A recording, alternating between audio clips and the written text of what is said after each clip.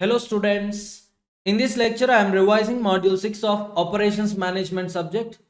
You all know operations management subject is having a weightage of 60 marks in paper 9, and this module 6 project management is having a weightage of 15 marks. That means 25% of operations management weightage. In this module we are having both the theoretical content and problematic part. So from problems you can expect a 10 to 12 marks, and theory content you can expect a 2 to 4 marks. Is it clear? So if you look at this module, this module includes 5 topics: project planning, project lifecycle, Gantt charts, PERT, CPM, basics of MS project. Out of these 5 topics, topic 3 and topic 4, Gantt charts, PERT and CPM, problematic part. Some 15 to 16 illustrations are there, and you need to practice each and every illustration minimum 3 times. Simple scoring provided you need to practice each and every illustration 3 times. Next, project planning, project life cycle, basics of MS project, purely theory content. Understood? So now I'm going to revise important theory topics, and I'm going to solve few illustrations, which were asked in previous examinations. Chalo, come on, tell me, my dear students, what is meant by project? What is meant by project management? So a project is defined as one-time activity with a series of tasks to produce a specific outcome to attain organization goals. And project management is a discipline of organizing and managing resources in such a way that a project is completed within defined scope, time, and cost constraints. So two statements I made. So far, two statements I made. One is, project is defined as one-time activity with a series or sequence of tasks that produces a specific outcome to attain organization goals. This is one statement. And second statement, project management is a discipline of organizing and managing resources. For example, labor, manpower. Discipline of organizing and managing resources in such a way that a project is completed within defined scope, time, and cost constraints. So to understand these two statements, I'll give you one example. If you take construction of house, example, construction of house, definitely it is a one-time activity. So only one time we can construct a house on the given land. But if you observe, for construction of house, we need to perform some sequence and series of tasks. Example, obtaining approvals from municipality, excavation works, nothing but digging land for laying foundation. Next, construction of walls, laying slab, roof, construction of roof, and then cement plastering works. Next one, interior works, almara, example, kitchen works. Next one, painting works. And finally, handing over project to the client. Now, these series of activities you need to perform, then only, a house gets completed. So generally, if you are a construction, for example, my company is involved in construction. So suddenly one client came to me. So he is having a land of some 480 square yards, and he gave me some specifications. So he need a triple bedroom flat. So 3 BHK, 3 BHK, and each and every bedroom he need, each and every bedroom with so and so measurements. So now, looking at the client specifications, I need to construct house. Then only I can deliver, a house to the client as per the defined scope, as per the defined cost, and as per the defined time constraints. So client asked me, sir, please complete this property within 1 year. And client budget is, for example, 1 crore. Now looking at this time, 1 year, looking at the cost of, looking at the budget of 1 crore, and looking at the specifications, scope. So now I need to design the activities. I need to assign duration to each and every activity. Are you all getting my point, students? So far I told you some 9 activities I need to perform to complete construction of a house. So now I need to assign duration to each and every activity. I need to assign cost for each and every activity, so that I can finish the project within the defined time period, within the defined budget, and as per defined scope. Is it clear? Now, using project management techniques, we had two techniques. One is PERT, program evaluation review technique, and CPM, critical path method. So what is PERT, what is CPM, I'll discuss with you shortly. Just wait. So now using these techniques, And using network diagram, we will present these activities, and then we will evaluate the project. Suppose getting approvals from the municipality. This is first activity, activity A. Understood? Next one, excavation works, activity B. Simultaneously, parallelly, yes, I'll procure materials from the suppliers. Next, once I got materials, and once excavation works completed, now I'll start construction of laying foundation works. Next, construction of walls. Next one, construction of roof. Everything, I'll perform all these activities. Yes or no? Now all these activities are presented using a network diagram. Understood, everyone? Now each and every activity will have two events. One is start event. We call it as tail. And that same activity will have a finish event. Start event, finish event. And finish event is also known as head event. So each and every activity will have two events. One is tail event, the other one is head event. Tail event is known as start event, start point. Understood? And finish event is a head point. Are you all getting my point, students? Now if you look at the B, activity B, number 2 becomes start event, and 3 becomes end event or finish event. So with respect to activity B, tail event is 2, head event is 3. Are you all getting my point, students? So each and every activity will have start event and finish event. Start event is nothing but tail, finish event is nothing but head. And each and every activity, yes, definitely we will assign duration. Are you all getting my point, students? Now using this network diagram, we will evaluate, we will control, we will monitor the entire project. Understood? So only important theory content, I'll mark and I'll explain to you. I'll revise it to you. Is it clear? So based on the past examinations, yes, I prepared a notes and I'll mark it in the study material. I'll mark the same in the study material. So important content which can be asked for 2 to 4 marks. Clear? So project planning is a part of project management which relates to the use of schedules such as Gantt chart. This is the one project management technique to plan and subsequently report progress within the project environment. So project management is the discipline of organizing and managing resources in such a way that project is completed within defined scope, quality, time and cost constraints. As I told you, a project is a temporary and one-time endeavor. Yes, once project is completed, we'll go to another project. That's what it's a one-time activity. It's a temporary. It's not permanent in nature. Once project is completed, once house construction is completed, we will go to another project. Yes or no? So this project is completed. That's what, temporary and one-time endeavor undertaken to create a unique product or service. So based on client specifications, we will create a unique product which brings about beneficial change or added value. This property of being a temporary and one-time undertaking contrasts with processes, operations, which are permanent or semi-permanent ongoing functional works. Obviously, whenever you shift to a new project, again you need to perform same activities: obtaining approvals from municipality, excavation works, procurement of raw materials, construction of walls, construction of roof, plastering works, painting works, interior works. These activities are permanent in nature, but the project is temporary. Once project is completed, we shift to another project.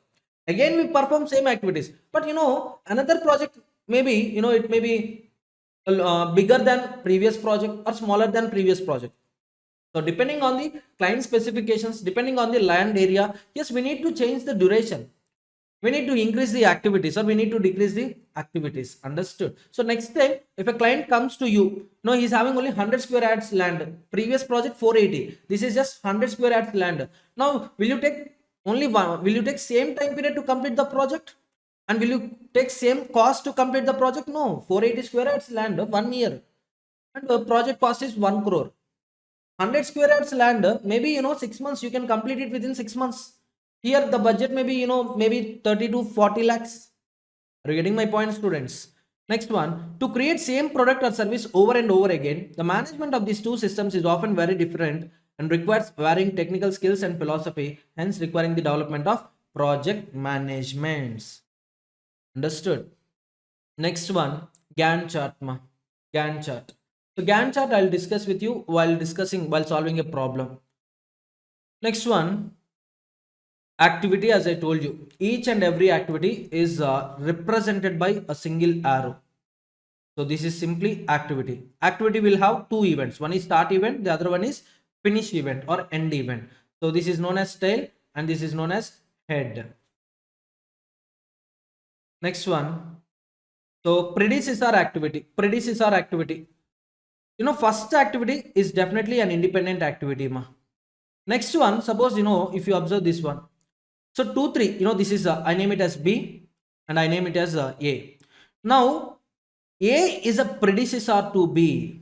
A is a predecessor to B. That indicates you can't start B until you complete A. Only after completion of A, you can start B. That is the significance of predecessor activity. Understood?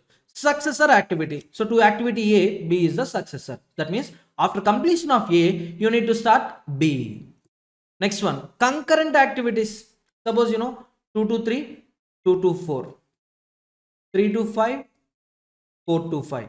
Suppose if you observe carefully, 2 to 3 B and 2 to 4, for example, activity C. Now BC activities are concurrent activities.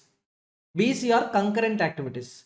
So for starting activity C, just finish off A is sufficient. If A gets completed, you can start B, C parallelly. So C is not depending on B. B is not depending on C. Understood? So BC, concurrent activities. So which occurs simultaneously. Next one, event. Start event, end event. So event represents a specific accomplishment in the project and takes place at a particular instant of time and does not therefore consume time or resources. It can be considered as a time-oriented reference point. Start event, finish event. Events are represented by circles in a network diagram. Events are also known as nodes. Next one, merge event, burst event. Merge event, if two or more activities, coming together, and then a new activity comes into the picture, sir. That point we call it as merge event. Suppose event 5, if you look at event 5, yes, we call it as merge event. Merge event. So what it indicates, sir? You can start F only after completion of D and E. You can start F only after completion of D and E. So 2 or more activities to be completed in order to start a successor activity. Then at that point we call it as merge event. Understood? Burst event means exactly opposite to the merge event. For example, if you look at event 2, from event 2 onwards, 2 activities we can undertake simultaneously. Activity B and activity C. Activity B and activity C. So at event 2, we can call it as, we can call event 2 as a burst event. Understood? Everyone. Next one, merge and burst event are those events where more than one activity ends and more than one activity starts. In other words, these are the combination of both merge and burst events. I'll tell you, just look at this diagram. Suppose, 1 to activity A, activity B. Just wait. I need more space, ma. Just look at this diagram. 1, 2, 2, 3, 3, 4, 5, 6, 7, 8. So if you observe carefully, at event 6, merge is happening. 2 activities are getting merged at 6th event, and at same event, another 2 activities are getting started. So burst. These 2 are happening at a single event, so we call it as merge and burst. Understood? Once again, I'm telling you, this is not a detailed lecture. This is a revision lecture. Detailed lecture, this module requires some 10 hours. To complete this module, 10 hours needed. 10 to 12 hours. So this is a marathon lecture, ma. So detailed explanation, I can't provide you. But important topics, I can explain you in a detailed manner. Next one, dummy activity. This is most important and irritating point. Important and irritating point. Suppose two activities having a common start. Two activities having a common start. Yeah, these two activities. Suppose B, C. They had a common start point. That is start point is 2. And if this two activities wants to end at same event, same two activities want to end at the same event, at the common event, then there arises a dummy activity concept. Practically, I'm asking you, just see. So this is the diagram, yes or no? So as per the question, in the question, sometimes what they tell you, two activities having same common start point and having a same common end point, common finish point. Practically, it is not possible. So number 3, you can give number 3 only to the one node, one event. Understood? So in these cases, what we do, simply we will draw a dummy activity line. It's a dashed line. It's not complete line, it's a dashed line. Now if you observe carefully, BC is having a common start and having a common end. So for satisfying that condition, we introduce dummy activity. So in question, how can we know whether two activities are getting two activities are having common start, two activities are having common end? How can we know, sir? Very simple. So in the question, they will tell like this: A is a predecessor. So BC will have A as a predecessor, and D will have B as well as C as predecessors. Observe carefully, just listen to me carefully. A is the starting point, D is the end activity. A is the starting activity, D is the end activity. From A, A is the predecessor to B and C. D is the successor to B and C. D is the successor to B and C. So if I present the same in the using network diagram, the network diagram will be like this. Just observe carefully. So 1, 2, activity A. So activity A is a predecessor to BC. Therefore, you should draw diagram like this, BC. And what they are telling, both BC are predecessors to D. Suppose if I draw line like this and if I name this activity as D. Now observe carefully, only B is acting as a predecessor to D. But the point is C is also predecessor to D. So to satisfy this condition, we'll just draw a dummy dashed line and we'll name it as D1, dummy activity. Obviously, dummy activity duration will be 0. Now, if you observe carefully, so the numbering 3, for example, 4, 3. So this is a dummy dashed line. Definitely, this is not an activity. Now, if you observe carefully, so D can start only after completion of B and C.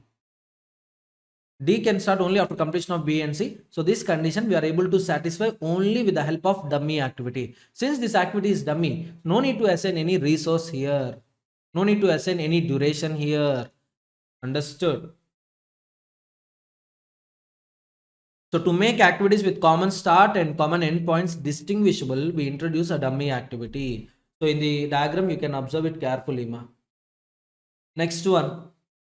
So procedure for drawing a network diagram, I explained you. Slack and float. What is this slack and what is this float? I'll discuss it with you after completion of some 2 to 3 illustrations.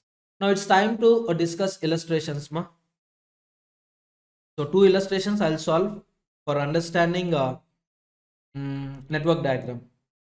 Just look at this. A project consists of 7 activities. Activity P, Q are run simultaneously. Okay. So total 7 activities are there, P, Q, R. And the relationships among the various activities is as follows. Don't look at the solution. So activity P, Q, R run simultaneously, and this is the starting activities. So P, Q, R is not having any predecessor first of all. And activity P is having immediate successor, yes. Activity Q is having immediate successor T. Activity R is having immediate successor U. That means yes, we can start yes only after completion of P. We can start T after completion of Q. We can start U after completion of R. Understood? Now activity V is the last operation of the project. It is also immediate successor to STU. That means after finishing of STU you can start V. So simply STU gets merged at one event. From that event, you can observe activity V. So yes, look, fulfilling these conditions, let's draw a network diagram. So PQR runs simultaneously. They told PQR runs simultaneously from start point. So PQR.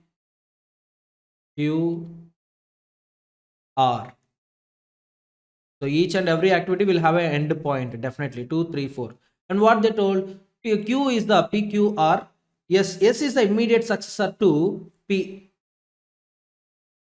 Yes, Q is the Q is having immediate successor T, and U is the immediate successor to R. Once S T U completed, we can start operation. Activity V. Activity V. So this is the network diagram. Network diagram completed. Network diagram completed, ma. So relationship, based on the relationships, yes, I drawn a network diagram. Very simple. If this question comes, if they want to ask this question, they can ask this question for 3 to 4 marks, ma. 3 to 4 marks. Drawing a network diagram, obviously it will have a weightage of 3 to 4 marks. And in past examination, this question was asked one time, ma. One time this question was asked for 2 marks. 2 marks. But in that question, 2014 June attempt. 2014 June attempt, this question was asked for 2 marks, but there is no R and U activities. No R and U activities. Only they mentioned 5 activities. The project consists of 5 activities. Activity P and Q run simultaneously, and the relationship, P immediate successor R, Q immediate successor S, and T is the last operation of the project. So this is the past examination question. I'm having past examination questions in my hand. So that question was asked for 2 marks. And another time, same question, June 2016. So June 2014, this question was asked for 2 marks. Same question without any change. June 2016, this question was asked for 4 marks. No change at all. Same, P successor is R. Q successor is S. R and S is having a common successor, that is, T. Very, very simple. Very simple. Clear? So if they want to ask this question, definitely they can ask this question for some 4 to 6 marks. That's it. Next one. Next illustration 2. Illustration 2. So illustration 2. Yes, this question was also asked, one time for 6 marks. June 2017. June 2017. This question was asked for 6 marks. So let's solve this illustration. Okay, clear? So activity A, activity B, C, D, E, F. Predecessor A, B. A is the predecessor to C, B is predecessor to D, A and B are predecessors to E, E is the predecessor to F. So we got duration also. So let's find out the duration of the project. Let's find out the duration of the project. So duration of the project, for finding out the duration of the project, obviously we need to draw a network diagram. So let me copy this question, ma.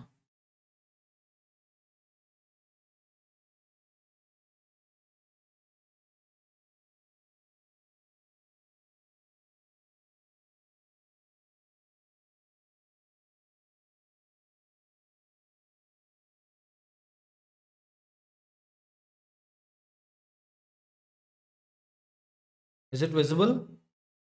Still visible? Yeah, fine.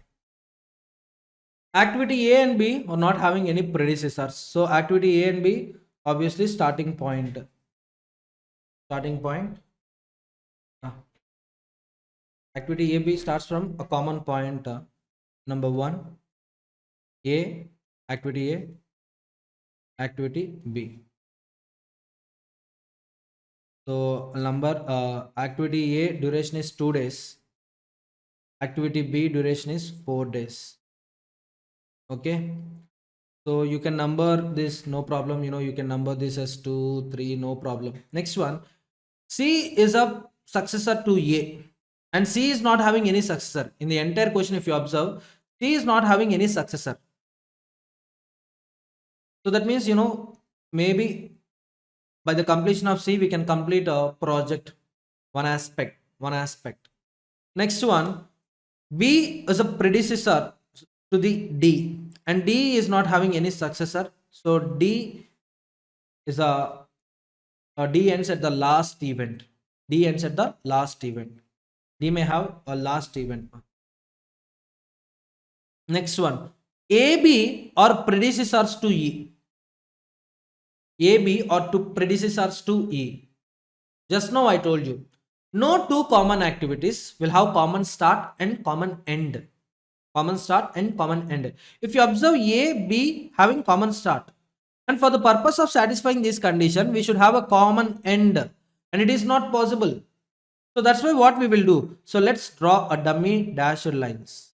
Dummy activity. Introduce a dummy activity. From here onwards, just draw D. Now, both the conditions are satisfied. A and B are predecessors to D. B is only predecessor to D. Sorry. I need to name it as E. Forgot. C. To C, only A is the predecessor. Next, E is the predecessor to F. Completed. Why? Because C, D, F are not having any successors. C, D, F are not having any successors. That means, the project gets ended at that point. So 2, 3, 4, 5, 6. Now assign the duration. C require 1 day, E require 3 days, F require 2 days, D require 2 days. So we assigned duration. Now for each and every point, each and every activity, you need to calculate ET, LT. ET means earliest time, LT means latest time. ET, LT. You need to find out ET, LT. Each and every point you need to find ET, LT. Remember two principles, ET calculation is always a forward based calculation. Forward based calculation. LT is always backward based calculation. Backward based calculation. In case of merge event, ET shall be higher of these activities. You have to consider higher of the activities. Highest duration of the activities. In case of LT, burst event, you need to consider lower of the activities duration. For understanding this, let's solve this illustration. So starting point, earliest time will always be 0. Now 0 plus 2, ET will be 2. 0 plus 4, ET will be 4. Dummy is always 0, right? Okay. Now here ET 4 plus 0 or 2 plus 0, whichever is higher, you need to consider 4. Why? Because higher is 4. Now 4 plus 3, ET will be 7. 7 plus 2, if you observe at event 6, 7 plus 2, one possibility. Other possibility, 2 plus 1, another possibility, 4 plus 2. Out of these 3, whichever is higher, you need to consider. Higher is 9. So ET will be 9. And at the last event, ET equal to LT. Remember this point. Now LT, yes, remaining events, LT, backward computation. So 9 minus 2, so 7. You should not write straight away like that. Why? Because here burst event is taking place. 3 to 4, 3 to 6. Understood? So 9 minus 2, 7. 7 minus 3, 4. Now 4 minus 0, 4, or 9 minus 2, that is 7. Whichever is 9 minus 2, 7, whichever is lower, you need to consider. So that is 4. Now here if you observe, 4 minus 0 or 9 minus 1, backward calculation, LT of tail event equal to LT of head event minus duration. So 9 minus 1 or 4 minus 0, whichever is lower, 4. Now 4 minus 2 or 4 minus 4, whichever is lower, 4 minus 4 is the lower. So ET, LT, 0. So starting event always, ET equal to LT. Ending event, finish event, last event, ET equal to LT. Now looking at this diagram, we can write a possible paths to finish this project. Possible paths and assign duration. So possible paths ma 1, 2, 6. This is one possible path from start to end. Another possible path 1, 2, 4, 5, 6. Another possibility 1, 3, 4, 5, 6. Another possibility 1, 3, 6. Now assign, we already assigned duration. Calculate duration for all these activities. 1 to 2 it's 2, and 2 to 6 is 1. So 2 plus 1 that equal to 3. Next one 1 to 2 is 2 plus 2 to 4 dummy is 0. 4 to 5 duration is 3. 5 to 6 duration is 2. So 2 plus 3 plus 2, how much it is? 7. 1 to 3 4. 3 to 4 0. 4 to 5 3. 5 to 6 2.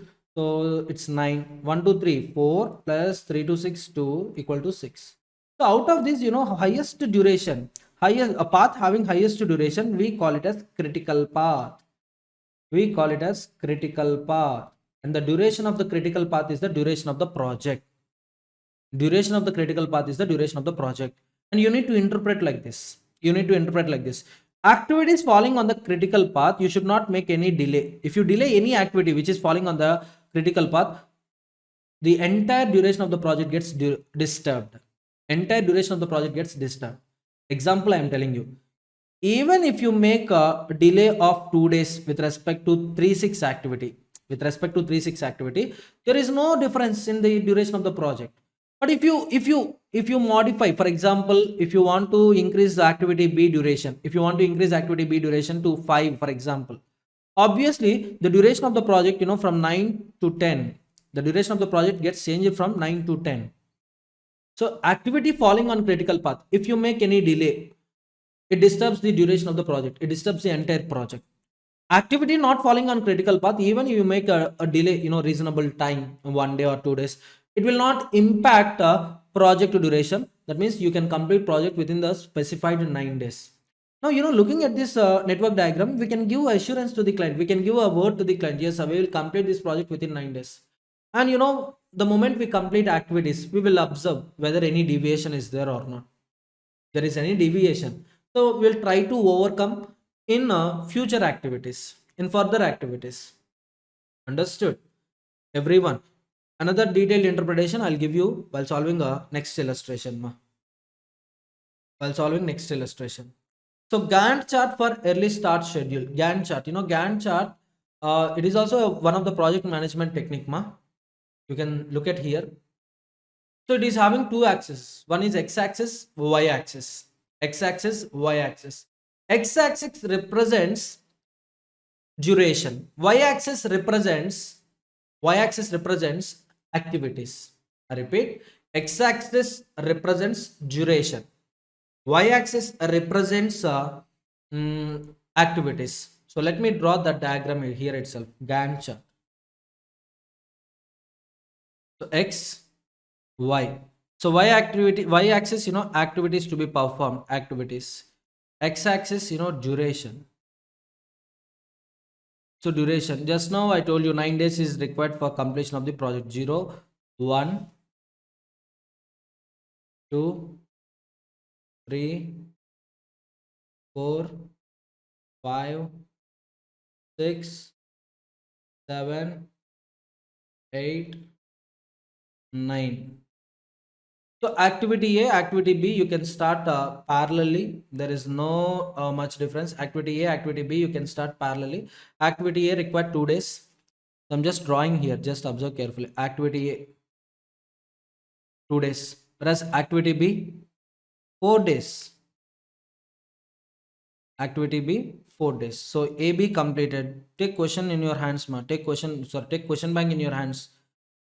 Then only you can understand. So A, B completed. Then I can start E. E is having a duration of 3 days.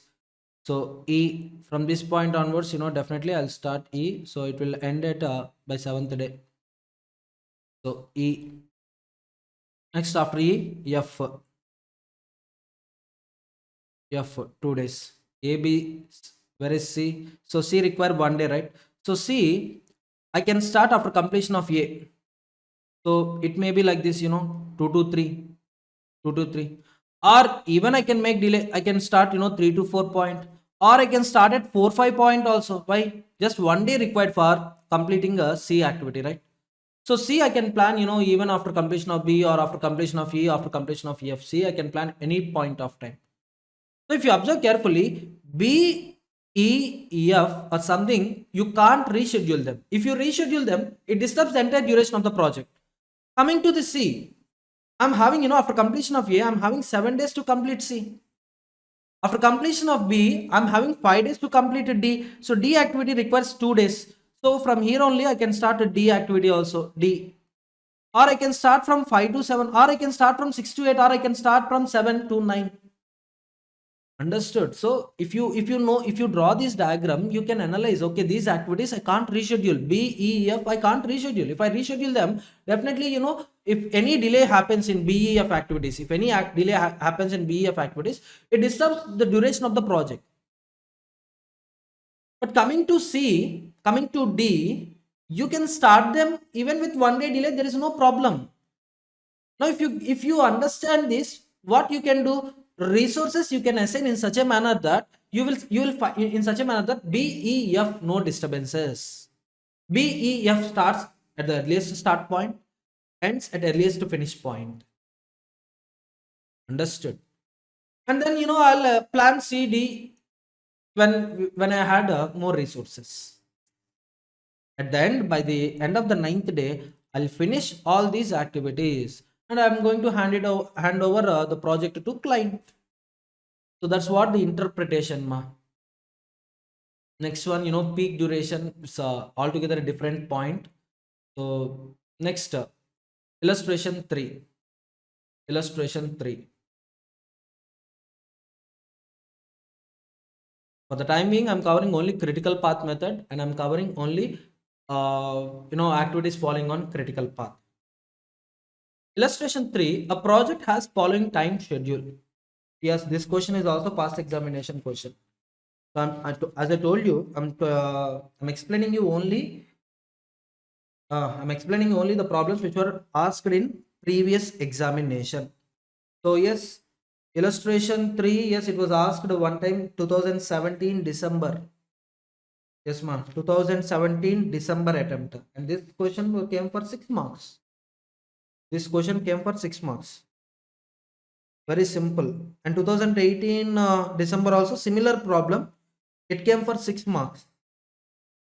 It came for 6 marks. So that is all about illustration 3. Illustration 2, last point was not yet tested so far. So in detailed lecture you'll find that last part of the illustration 2. In my regular classes you'll find answer for third question in illustration 2. And since this was not asked and we are covering only marathon revision, I'm not going to explain that part in this lecture. So illustration 3, a project has the following time schedule. Activity 1, 2, 1, 3, 1, 4, 2, 5, 2, 3, 6. Okay, time months. So construct a PERT network and compute critical path and its duration. Calculate total float for each and every activity. Very simple.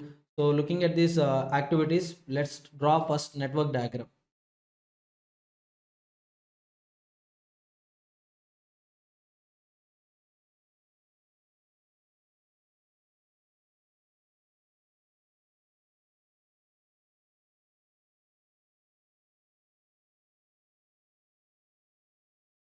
Yeah.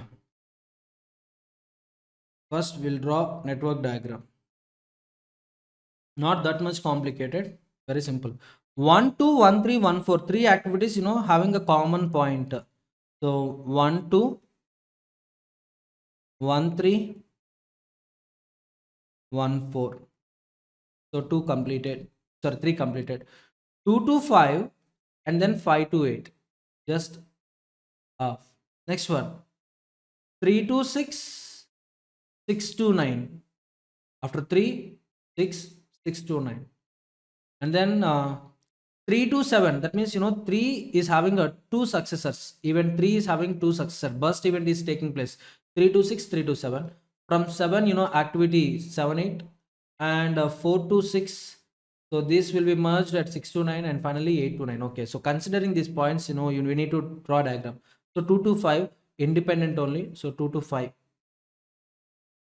Next 3 to 6, 3 to 7. So 3 to 6, 3 to 7. Sir, why you draw like this? I'll tell you. I need to draw 4, 6 also. That's why. 4, 6, right? 4, 6 is also there. So 3, 6, 3, 7, 4, 6 completed. 2, 5 also completed. Next one, 5 to 8, 7 to 8. So 5 to 8, 7 to 8. And finally, 6 to 9 is there. And last, 8 to 9 is also there. So all these conditions satisfied. All these conditions satisfied. Now come on, assign duration ma. 2, 2, 1, 2, 5, 4, 3, 6, 8, 3, 7. This is 8. 3, 7, 3, 7 it is 5. 4, 6 it is 3. 6, 9 it is 5. 7, 8, 4. 8, 9, 3. And 5, 8, 1. So duration also completed. Now you know immediately you need to calculate ET, LT. ET, LT. ET.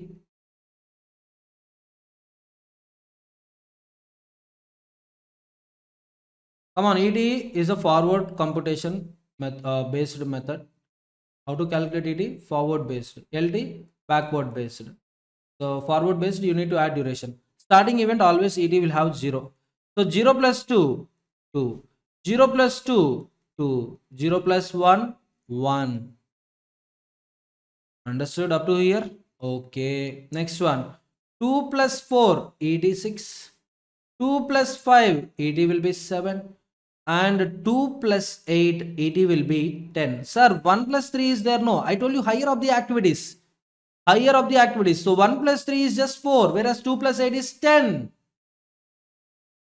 Next one, 7 plus 4 is 11. 6 plus 1 is 7. Whichever is higher, you know, 11. 11 plus 3 or 10 plus 5, whichever is higher, you know, 10 plus 5, 15. At last event, ET equal to LT, 15, 15. Now backward calculation, 15 minus 3, LT will be 12. 12 minus 1, LT will be 11. Understood? 11 minus 4, LT will be 7. So far, you know, all activities, you know, parallel, not parallel. No burst event take place there. So that's what calculation is like this. Next, 15 minus 5, 10. 12 minus 4, LT equal to 8. Okay. Now coming to event 3, there arises a problem. The problem is 10 minus 8, 2 or 8 minus 5, 3, whichever is lower. So 2 is lowest one. So 10 minus 3, it is 7. 7 minus 1 or 2 minus 2 or 7 minus 2, whichever is lower means 2 minus 2, LT equal to 0. So each and every point ETLT completed. ETLT completed. So the next step is construction of a table ma, you know, activity relationship table. Activity relationship table. So very important.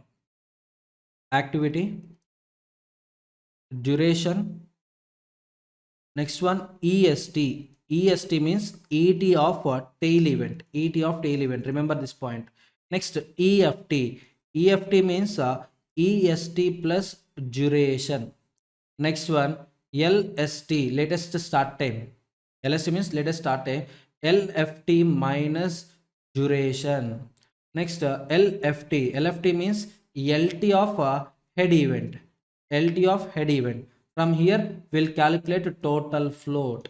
So total float means formula. Total float means either LFT minus LST or LFT minus EFT. I'm sorry. LFT minus EFT or LST minus EST. LST minus EST, both are same. If not same, that means you committed a mistake. You committed a mistake. So let me write all activity numbers first of all. So looking at the question only, 1 2, 1 3, 1 4, 2 5, 3 6 3 7 4 6 5 8 6 9 7 8 8 9. So duration 221 48531 48531 543. Now it's time to observe EST from the diagram itself. From the diagram, EST means I told you ET of tail event. ET of tail event. So 1 2 activity, ET is 0. So EST is 0. 1 3 also is having common start, 1. So at 1, ET is 0. So 0 0 0. Next 2 to 5, 2 to 5, 2 to 5. Tail event is 2. At 2, ET is 2. Just copy it, ma. Just copy it. That's it. Construction of diagram is important. If diagram is over, easily you can write remaining points. Next, 3 to 6. Where is 3 to 6? Yeah, 3 to 6 is this point. So 3 to 6, tail event is 3. 3 ET 2. 3 to 7 also 3 2. Next 4 to 6. If you observe 4 to 6, 4 at 4 ET is 1. 5 to 8. Where is 5 to 8? Yeah, 5 to 8. Tail is so 5 to 8, tail is 5. At 5 ET is how much? ET is how much? 6. It's only, right? 6 only. Oh my god. Next 6 9, tail is 6.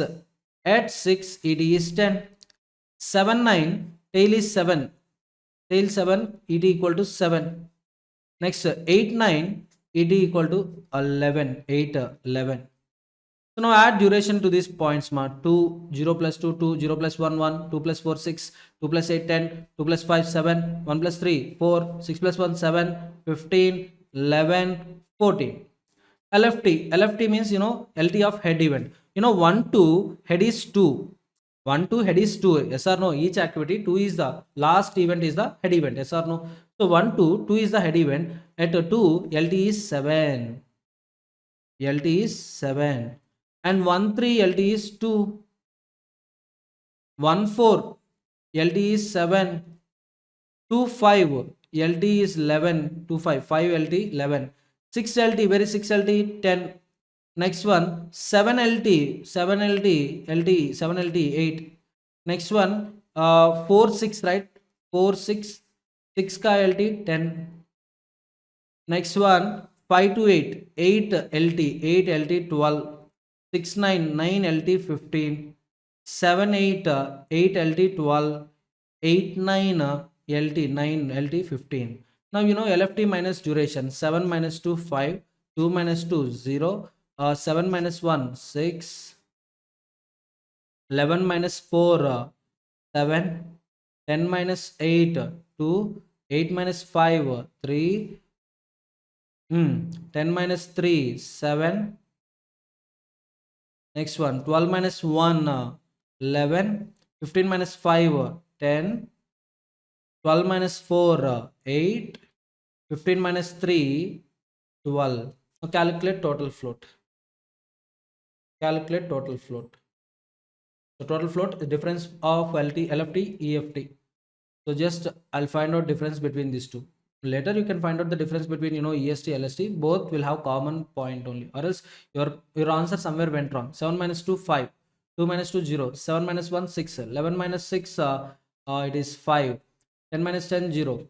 8 minus 7 1. 10 minus 4 6. 12 minus 7 5. 15 minus 15 0.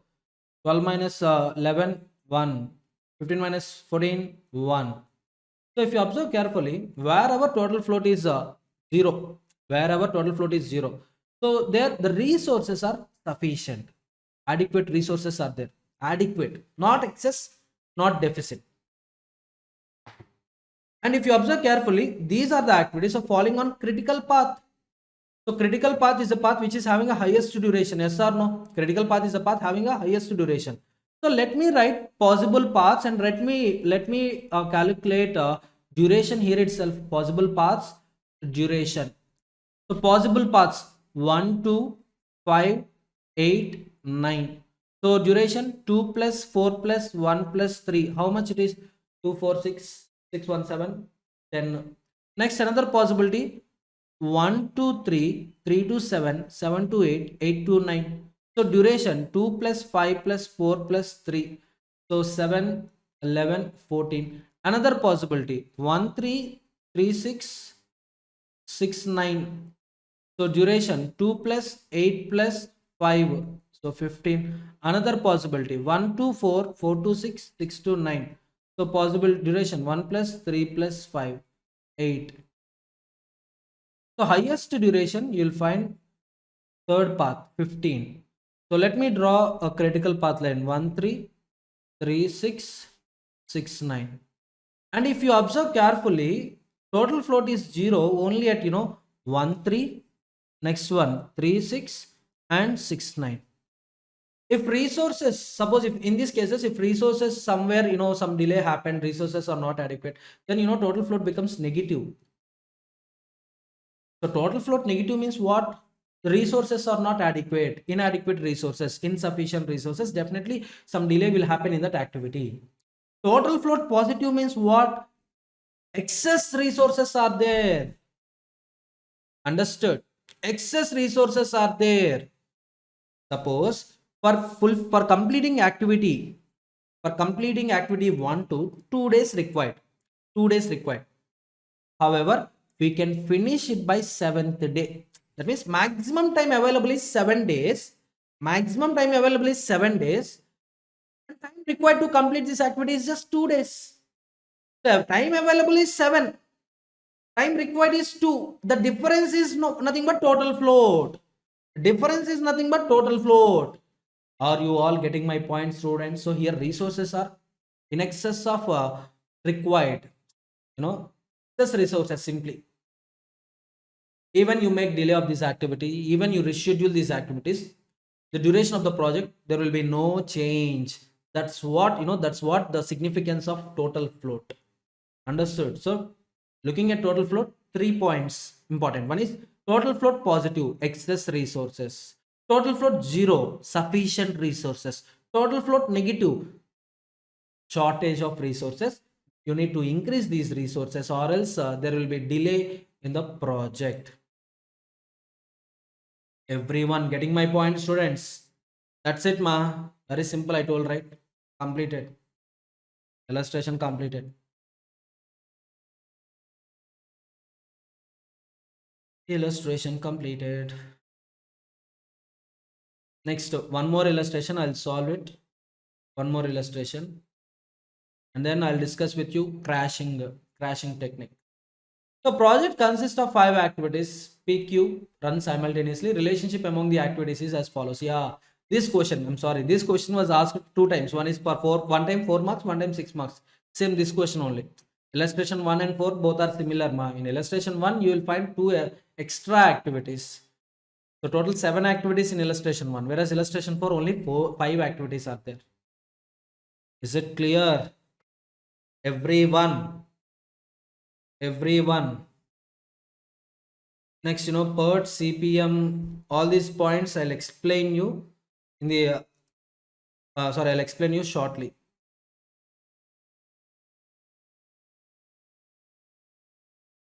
So one more illustration I'll solve here, one more illustration.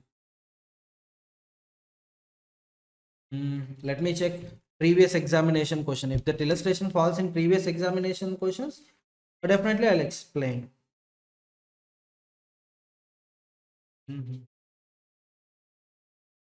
So everything I covered. To here everything I covered. So crashing, I'll tell you. Crashing, I'll after completion of illustration 5, I'll discuss with you crashing.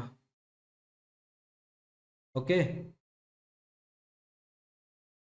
So let me check whether any of the remaining illustrations, before I start crashing, any other illustration, if it is asked in the previous examination, I'll explain those illustrations first.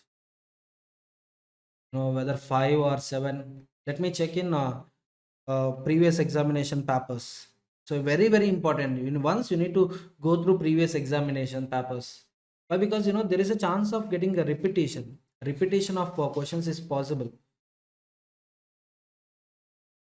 Repetition of questions is possible.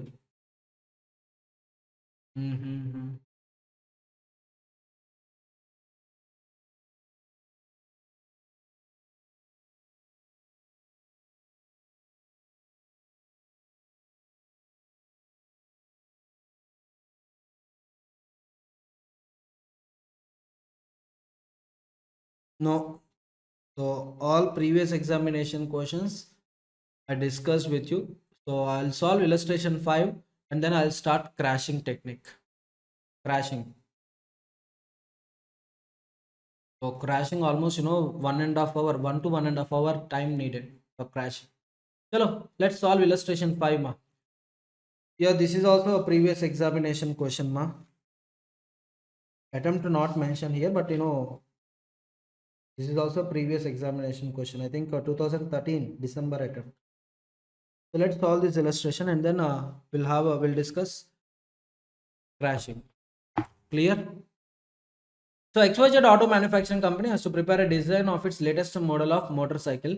The various activities to be performed to prepare design are as follows. So A, first activity, and 2A we are having successor activities, BC or successor. How can you tell, sir? To BC preceding activity is A, and to D preceding activity is C. To E, BC are preceding activities F, DE are preceding activities G, E is the preceding activity H, G is the preceding activity I, F is the preceding activity J, IH are the preceding activities K, J is the preceding activities. Now let's construct the network diagram. That's it. Only construction of network diagram is sufficient. So for you it will be a practice problem. So how to construct a network diagram? So here if you observe two dummy lines we need to draw. So let me copy this question ma.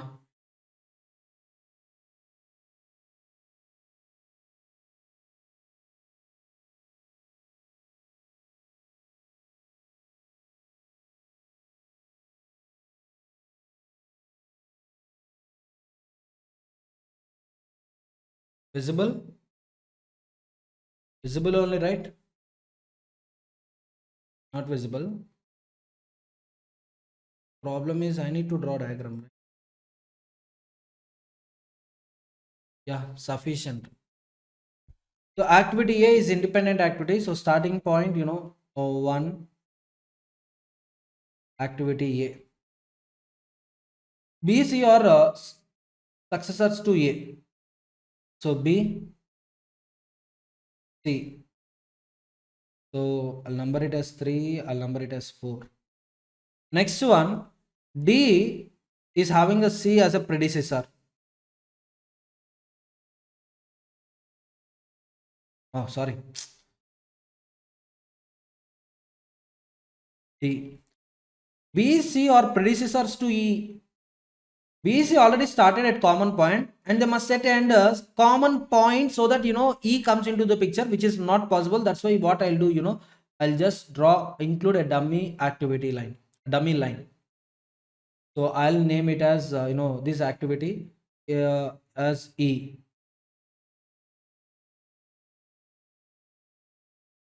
Okay now. So this is dummy 1. Now if you observe carefully, B, C are predecessors to E. Only C is predecessor to D. Understood? Next one, ED completed. Yes, up to here completed.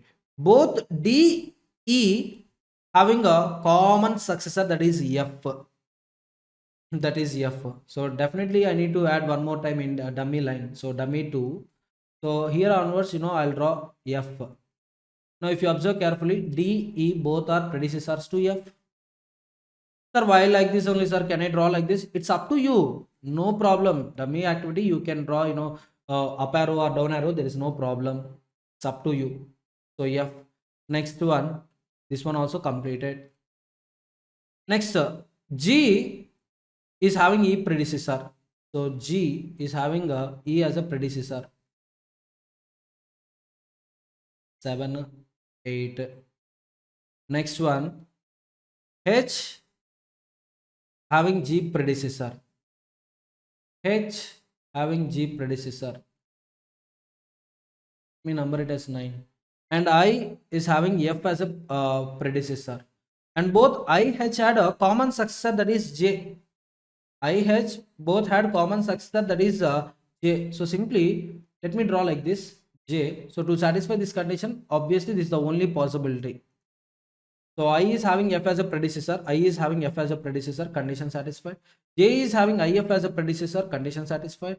And then K is having J as a predecessor, So total all conditions satisfied. Just observe this diagram.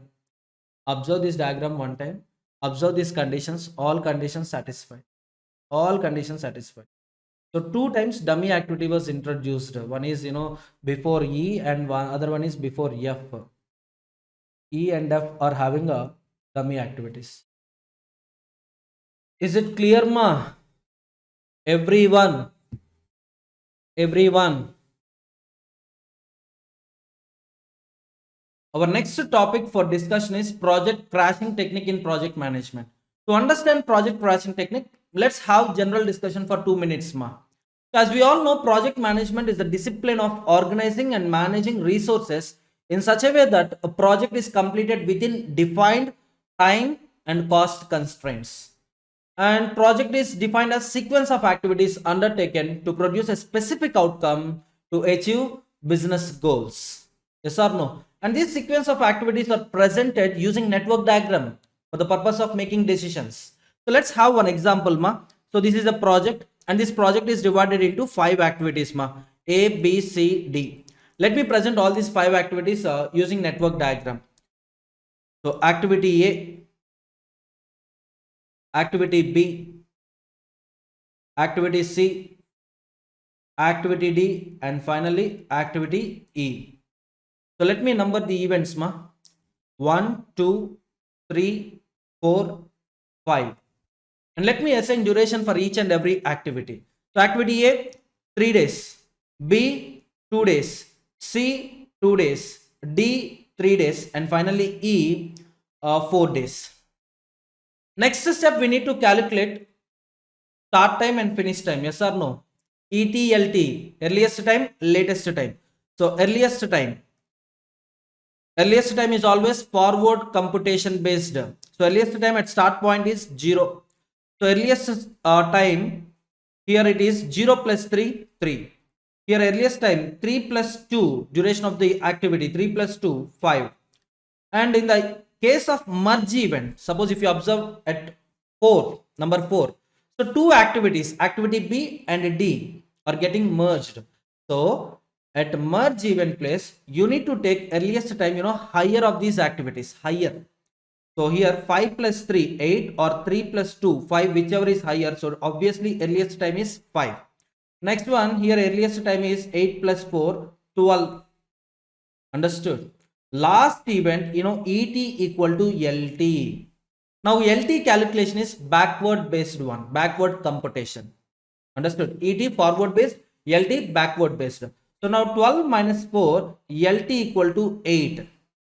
Next here, LT 8 minus 3 equal to 5. So here, at event 2, burst event is happening. So activity A is having two successors, B as well as C.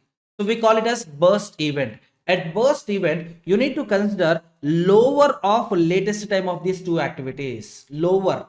So simply 5 minus 2, 3 or 8 minus 2, 6, whichever is lower. So finally 3. And at one latest time, 3 minus 3, that equal to 0. So we calculated ET as well as ELT. Understood? Now using this diagram, just calculate the critical path. So first of all, what is critical path, ma? Critical path is the duration of a project. Critical path is nothing but duration of the project. The duration of critical path is nothing but duration of the project. And we need to consider a critical path, the path which is having a longest duration. Suppose if you observe this diagram, network diagram, so we had two possible paths. One is 1, 2, 2, 4, 5. This is one possible path we are having. The another possible path is 1, 2, 3, 4 and 5. So let's calculate duration for each and every path, ma. Duration for each and every path. 3 plus 2 plus 4. So 3 plus 2 plus 4, 9.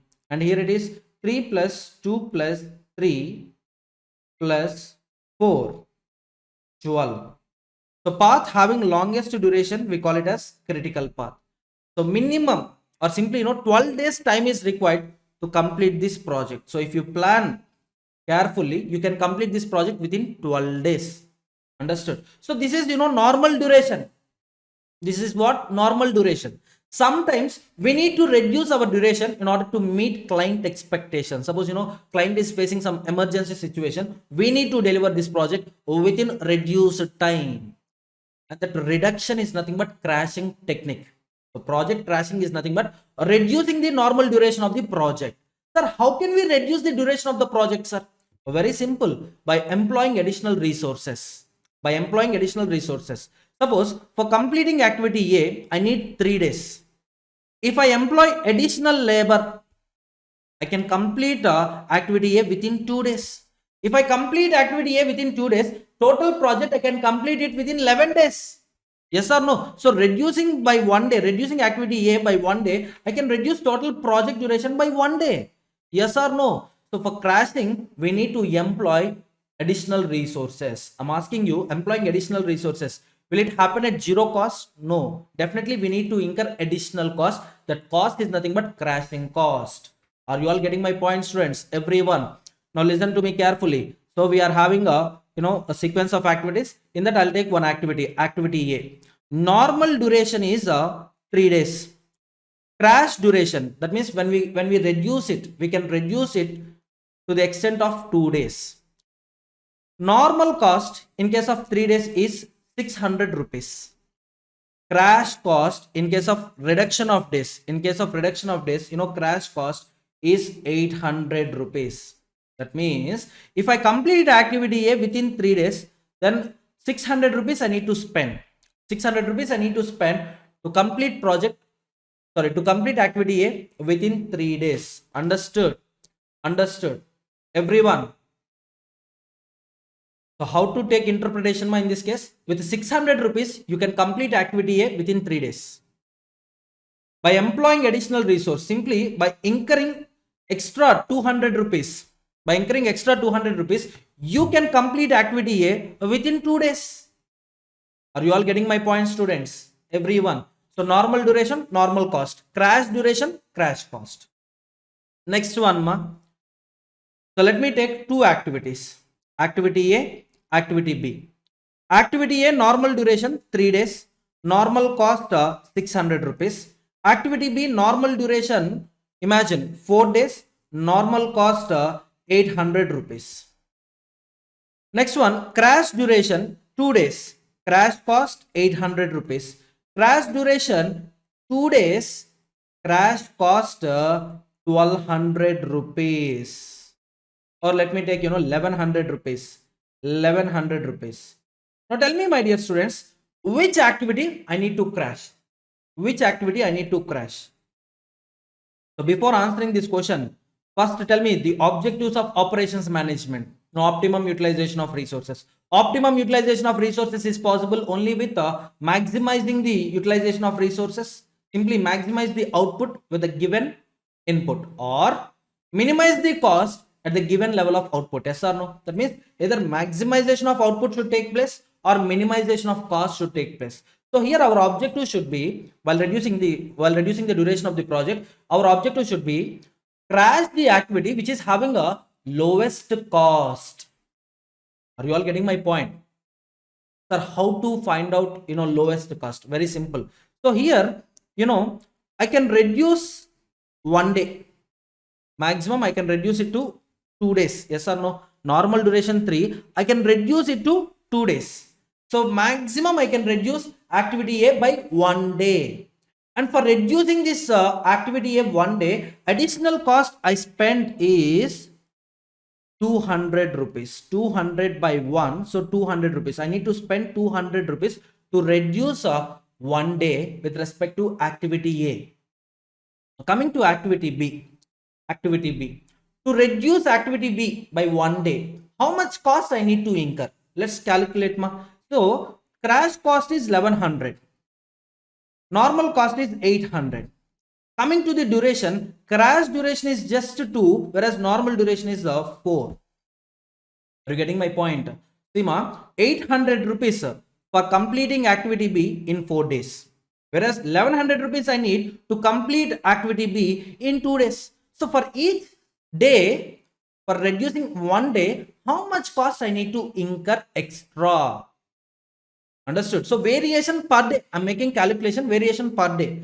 So 1100 minus 800, that is 300 by 2. So 150 rupees. Now I'm asking you, my dear students, which activity I should select for the purpose of crashing? Activity A or activity B? Come on, tell me, activity A or activity B? Sir, obviously activity B. Why? If you reduce one day in activity B, you need to spend only 150 extra. Suppose ignoring activity B, if you want to reduce activity A, then you need to spend 200 rupees extra.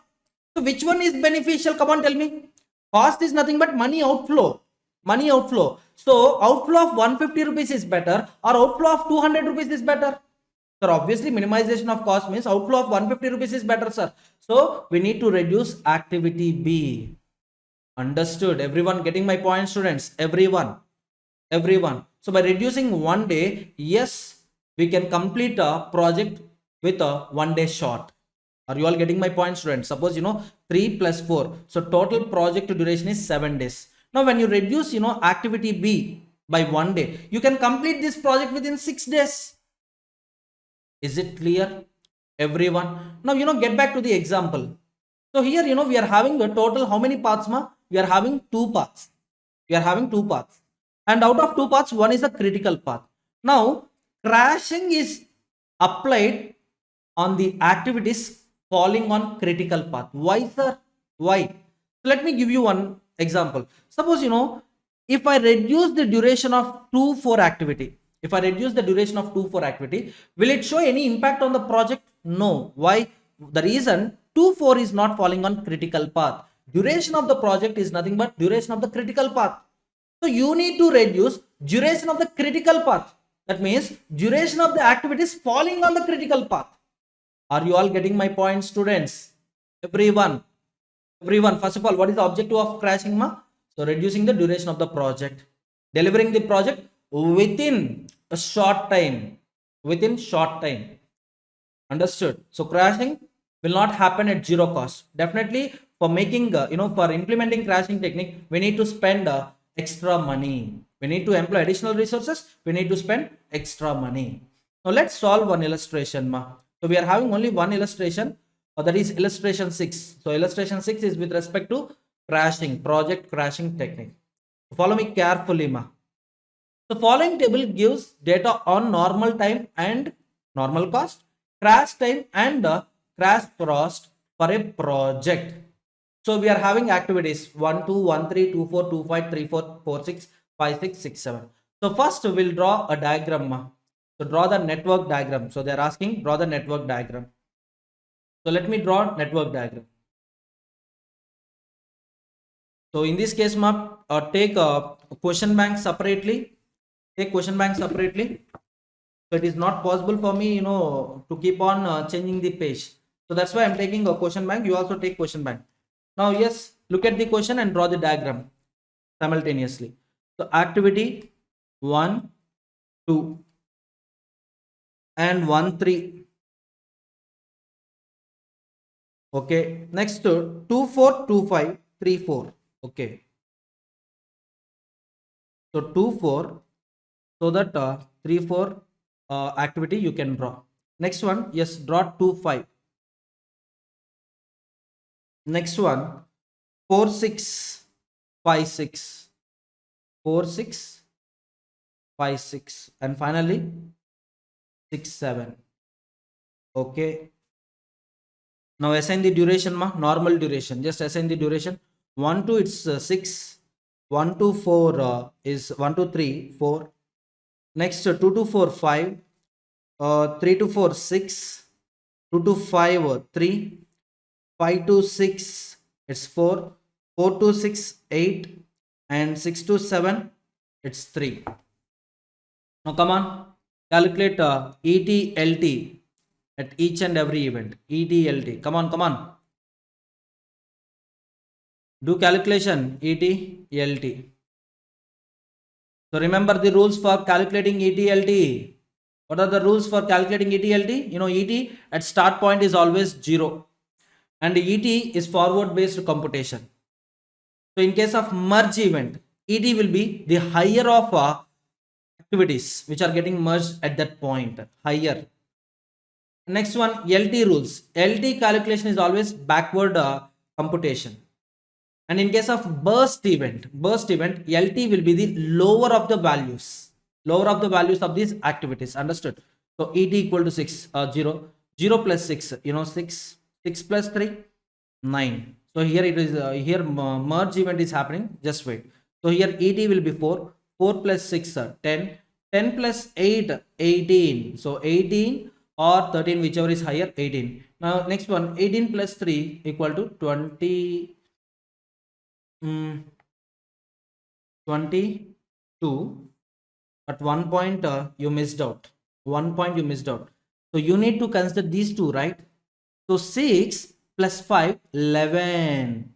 So 11 or 10, whichever is higher, means 11 only. 11 plus 8, 19. So here it is 19. 19 plus 3, 22. Understood? So like this, in examination you'll commit mistakes, and finally you'll end up with writing wrong answers. Understood? So practice each and every problem minimum 3 times, so that in examination you can easily crack it. So before drawing a diagram in the examination, in the answer sheet, first practice it using pencil and apply all the conditions. If everything is okay, then draw it using pen, or else erase it, make small modifications. Are you all getting my point, everyone? So last event, ET equal to LT. Now backward calculation, 22 minus 3, 19. 19 minus 4, 15. Next one, 19 minus 8, 11. 11 minus 6, 11 minus 6, 5. Next, 11 minus 5, 11 minus 5, or 15 minus 3, whichever is lower. So lower is 6, 11 minus 5. Next, 6 minus 6 or 5 minus 4, whichever is lower. 6 minus 6 is the lower. So LT equal to 0. So understood, everyone? Understood? So let me present it in brackets, 0, 0, 4, 5, 6, 6, 9, 15, 11, 11, 19, 19, 22, 22. Understood? Now identify the critical path, ma. So critical path is the path having the longest duration. So first write down the path and a duration. So if a question, if there is a chance of asking a question for 12 to 15 marks, then definitely this question will come for 12 to 15 marks, ma. So path 1, 2, 4, 6, 7. One possibility. Next possibility, 1, 2, 5, 6, 7. Another possibility, 1, 3, 4, 6, 7. Now note down the durations, ma. So simply 6 plus 5 plus 8 plus 3. 1, 2, that is 2, sorry, 6 plus 3 plus 4 plus 3. Next one, 4 plus 6 plus 8 plus 3. Okay, so 6 plus 5, 11, 22. Okay, next one, 9, 12, 16. Next one, 10, yeah, 21. So calculate it, ma. Just observe it carefully and calculate. So any mistake, let me know. So yes, longest duration path, 1, 2, 2, 4, 4, 6 and 6, 7. So 22, right? Everyone getting my point? So here it is 6 plus 3, just use calculator. 6 plus 3 plus 4 plus 3, so 16. So next possibility, 4 plus 6, 10, 10 plus 8, 18, 18 plus 3, 21. Yes. So yes, identification of critical path is also completed. So get back to the question. So network and identify the critical path. Yeah, completed. First point completed. So what is the normal project duration and associated cost? So normal project duration is 22. Normal project duration is 22. So normal duration 22. associated cost. So simply, cost is nothing but, direct cost plus associated cost, direct cost plus indirect cost. Direct cost plus indirect cost. Direct cost is nothing but, cost for completing the activities. Cost for completing the activities. So yes, we need to complete all the activities. At the end, we need to complete all these activities. Then only we can deliver the project. So all the activities associated cost. Just calculate here itself, ma. 600 plus 600 plus 500 plus 450 plus 900 plus 800 plus 400 plus 450. So it is 4700. So direct cost 4700. Indirect cost. The indirect cost per day during the project is 100. As we all know, normal duration is 22 days. So 100 per day into 22 days. Into 22 days. So now calculate, ma. So 2200 plus 4700, that means 6900. So this is the normal project duration and this is the normal project cost. Normal cost. So far crashing technique not yet implemented. Next question. Crash the relevant activities systematically and determine the optimum project completion time and cost. So simply now we need to implement a crash technique. For implementing a crashing technique, you need to follow some series of steps. First, you need to identify the activities falling on critical path. And you need to crash the activity which is having a least cost. So technically speaking, we call it as least cost slope. Cost slope. Sir, cost slope. How to calculate cost slope, sir? Very simple. Just now, in example, I told you. So normal cost, crash cost minus normal cost divided by normal duration minus crash duration. So this is the formula. What is the formula for finding cost slope, ma? Crash cost minus normal cost divided by normal duration minus crash duration. Simply variation per day. So if you want to reduce 1 day in an activity, how much additional costs I need to incur? Okay. So we'll calculate, cost slope for each and every activity, ma. So it will be useful. It will be useful. So just note it down, ma. Activity, normal, crash. I need to write all the things. Okay, just copy it. 1 to 2, 1 to 3, 2 to 4, 2 to 5, 3 to 4, 4 to 6, 5 to 6, 6 to 7. Next one, normal, a days as well as cost. Days as well as cost. So days, ma, 6 4 5 3 6 5 3 6 8 4 3. Crash duration, we can reduce the 6 to 4. Maximum we can reduce 6 to 4. 2 3 1 4 4 2 2. So a reduction in terms of days, maximum reduction in terms of days. Okay, so 6 I can do this activity within 4 days, so maximum I can reduce it to 2 days. Maximum 2 days. Understood? 4 to 2, that means maximum 2. 5 to 3, maximum 2. 5 minus 3. 3 to 1, maximum 2 days. 6 to 4, 6 minus 4, 2 days. 8 minus 4, 4 days. Here, crashing can be done up to 4 days. And 4, 2, crashing can be done up to 2 days. 3, 2, crashing can be done up to 1 day. 3 minus 2, understood, everyone? Everyone. So this is with respect to days. Now let's note down the cost also. Normal cost 600, 600, 500, 450, 900, 800, 400, 450. Crash cost 1000, 2000, 1500, 650, 2000, 3000, 1800. Let's find out cost slope for each and every activity. What is the formula for cost slope? Come on, crash cost minus normal cost divided by normal duration minus crash duration. Understood, everyone?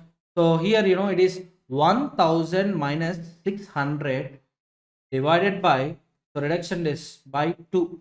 So that will be 200 per one crash day. One crash day, 200 rupees extra for activity 1, 2. Next one here, 2000 minus 600 divided by 2.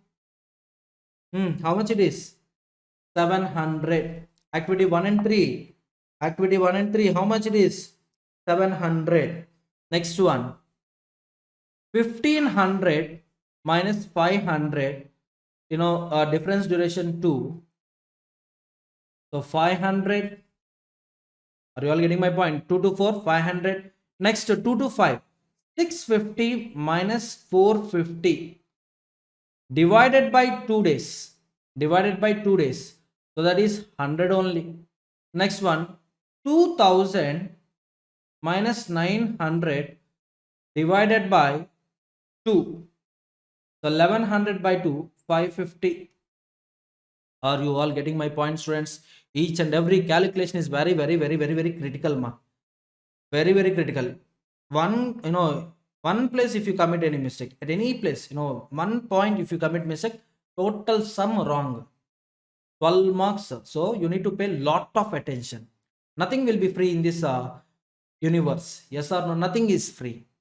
Even knowledge is also not at free of cost. You need to pay attention. Understood? Here, 3000 minus 800 crash days, 4.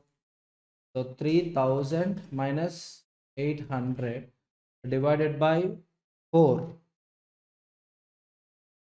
So it is 550. Next one, 5 to 6. Crash cost 1000 minus 400 divided by 2.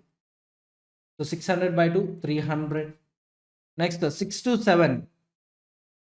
800 minus 450 divided by 2. So 350 by 2, right? 350. Just wait. It's not 2 here. Here it is 1, right? 1. So 350 rupees. Is it clear up to here? Sir, that denominator 2, where you got it, sir? See, ma, 2, 4, 2, 1. How you got it, sir? Crash duration minus, normal duration minus crash duration. Normal duration minus crash duration. Sir, out of these, activities, the least cost slope is 100 rupees, no, sir. So, can we crash activity 2 to 5 first? No. Why? Activity 2 to 5 is not falling on critical path, ma. Activity 2 to 5 is not falling on critical path. Just observe here carefully. Activities falling on critical path is 1, 2, 2, 4, 4, 6, 6, 7. So 2, 5 is not falling on critical path. So you should not touch activities that are not falling on critical path. You need to reduce the duration only with respect to activities falling on critical path. Everyone. So first, let me write activities falling on critical path. Activities falling on critical path. So 1, 2, 4, 6, 7. Yes or no? 1, 2, 4, 6, 7. So 1, 2, 4, 6, 7. Now, just write cost slope and crash, reduction. Total duration is 22 days, right? So 1, 2, so 200 rupees is the cost slope. 2, 4, cost slope is 500. 4, 6, cost slope is 550. 6, 7, cost slope is 350. Out of this 4, which one is the least one, ma? 200 is the least one. So select a 1, 2 activity. Sir, in 1, 2 activity, crashing can be done up to 2 days. No, sir. So can I reduce it by 2 days? No. So why? The reason is immediately the next path is having 21 days duration. So if you reduce 1, 2 activity by 2 days, what happens? 22 minus 2, it falls to 20. Whereas it is not a critical path. The critical path becomes, the third path becomes critical path. So here, reduction of up to 2 days is not possible. You reduce it by 1 day only. You reduce it by 1 day only. Now 22 minus 1, 21. So in this case, you will find two critical paths. Now we need to apply crashing technique with respect to these two paths. Understood? You will get clarity. Just follow me carefully. So now, apply crashing technique with respect to 1-2 activity. So actually duration for 1-2 activity is, 6. 2-4 activity, come on tell me, 2-4 activity, 5. Next, 4-6 activity, 8. 6-7 activity, 3. Clear? Now I'm reducing, 1 day from activity 1-2. So the result will be 5, 5, 8, 3. So after crashing, what is the duration of the project? 21 days. After crashing, the duration of the project is 21 days. Coming to the cost, we need to calculate cost also. Yes or no? Come on, tell me, yes or no? Cost very simple, ma. Normal cost plus the crash cost. Normal cost plus crash cost. Normal cost already calculated, 6,900. 6,900. Yes or no? Yes or no? Then plus crash cost. How much crash cost per day? 200 rupees. The total 7,100. Again wrong. Why wrong, sir? In normal cost, we had direct cost plus indirect cost. Yes or no? Indirect cost is based on number of days of the duration of the project. Yes or no? Indirect cost is based on duration of the project. When duration is getting reduced, indirect cost will also fall. Now, if you take 6,900 straight away, then it gives you wrong answer. It gives you wrong answer. So instead of doing like this, let's calculate like this. Direct cost plus crash cost plus indirect cost. Indirect cost. So direct cost 4,700, there is no change. Crash cost, 200 rupees extra we are spending in order to reduce activity 1-2. And indirect cost, duration of the project is 21 days into 100 per day. So 4,700 plus 2,100 plus 200, 4,700 plus 2,100 plus 200. So now the total cost after crashing 1-2 activity by 1 day is 7,000 rupees. So come on, my dear students, tell me, for completing project within 21 days, by 21st day, the cost I need to spend is 7,000 rupees. Understood? Sir, some completed, not completed. We need to apply crashing technique till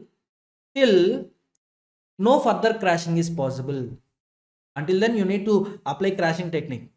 Just one part completed. One part completed. Now, a recompute a critical path. Recompute critical path. So same diagram, 1, 2, 1, 3, 2, 5, 2, 4, 3, 4, 4, 6, 5, 6, 6, 7. So after crashing, 1-2 activity, 5 days it is. So remaining, no change, 4, 3, 5, 6, 4, 8, 3. Now once again, come on, calculate ETLT. ETLT. This time no need to write ETLT. So 0. So 0 plus 4. 4 plus 6, wait. 4 plus 6, wait, in case of merge event, you need to consider higher. Yes or no? So here it is 5, 0. Sorry, wait. 5. Next, here it is 5 plus 3, 8. So here, 5 plus 5 or 4 plus 6, both, 10 only. Next one, 10 plus 8, 18. 8 plus 4, 12 or 18, whichever is higher, 18. 18 plus 3, 21. So last event, ET equal to LT, 21, 21, 18. 18 minus 4, it will be 14. Okay, 18 minus 8, 10. 10 minus 6, 4. 10 minus 5, 5. 4 minus 4, 0. 14 minus 3 or 10 minus 5, whichever is lower, 5. 5 minus 5, 0. So ETLT completed. So now if you observe, two critical paths we are having. This is one critical path and this is another critical path. Very simple to identify critical path. It's not only longest duration, and you can compare like this, where ET equal to LT, simply slack time, if slack time is 0, where ET equal to LT. So if you observe ET equal to LT, ET equal to LT, so wherever ET equal to LT happens, that also becomes a critical path only. Are you all getting my point, students? Everyone? Now, chalo. So yes, we are having two critical paths. Note down those two critical paths, ma. Note down those two critical paths. 1, 2, 4, 6, 7. 1, 3, 4, 6, 7. Okay. Duration, possible duration, obviously 21 days. 21 days. You can calculate 21 days. Now we need to apply crashing technique, ma. We need to apply crashing technique. So if you observe it carefully, total 1, 2, 3, 4. In each and every path, we are having 4 activities. Yes or no? In each and every path, we are having 4 activities. 1, 2, 2, 4, 4, 6, 6, 7. 4 activities. 1, 3, 3, 4, 4, 6, 6, 7. 4 activities. 4 activities are there. Now you need to select, you need to reduce it by 1 day. In 2 paths, you need to reduce 1 day. So simply when you reduce 1 day from first path, obviously second path becomes critical path. What is our objective? So critical path duration should come down. Critical path duration should come down. So now here, if you observe carefully, I need to reduce 1 day from 2 paths. So it is possible in the following combinations. Suppose if you select 6, 7, if you select 6, 7, 6, 7 is common here. So when you reduce 1 day in 6, 7 activity, obviously 2 paths activities, obviously 2 paths duration will come down equally. And 4, 6 also common. If you observe, 4, 6 also common. 4, 6 also common. So out of 4 activities in path A, in first path, and 4 activities in second path, 2 activities are common. What are those common activities? 4, 6. Excuse me. 4, 6 and 6, 7 common activities. Understood? So if you reduce 4, 6 by 1 day or 6, 7 by 1 day, obviously 2 paths duration will come down. Are you all getting my point, students? Automatically duration will come down. But if you observe carefully, 1, 2, 2, 4, 1, 3, 3, 4 are different activities. Not same activities coming to these 2 paths. Everyone getting my point? So now, for reducing 1 day in each and every path, these following combinations are possible. What are those following combinations, sir? One is, 4, 6. The second one is 6, 7. So this is one possibility and this is another possibility. One possibility 4, 6. Second possibility 6, 7. Third possibility, just observe carefully, 1, 2, 1, 2 and 1, 3. Fourth possibility, 1, 2 and 3, 4. Are you getting my point? That means here if you apply one crashing technique of 1 day, 2 paths duration will come down. Here if you apply crashing technique for 1 day, 2 paths duration will come down. But coming to the third combination, I need to reduce 1 day in activity 1, 2. I need to reduce 1 day in activity 1, 3 simultaneously. Coming to the fourth combination, 1, 2, 1 day, 3, 4, 1 day. Then only, total duration of each path, 1 day will come down. Are you all getting my point, students? Everyone? Next possible combination. Simply, permutations, combinations. You read in mathematics, right? So here the possibility is 2, 4 activity and 1, 3 activity. Next 2, 4 activity and 3, 4 activity. So total 6 combinations we are having, Total 6 combinations we are having. If you observe each and every combination, just observe each and every combination.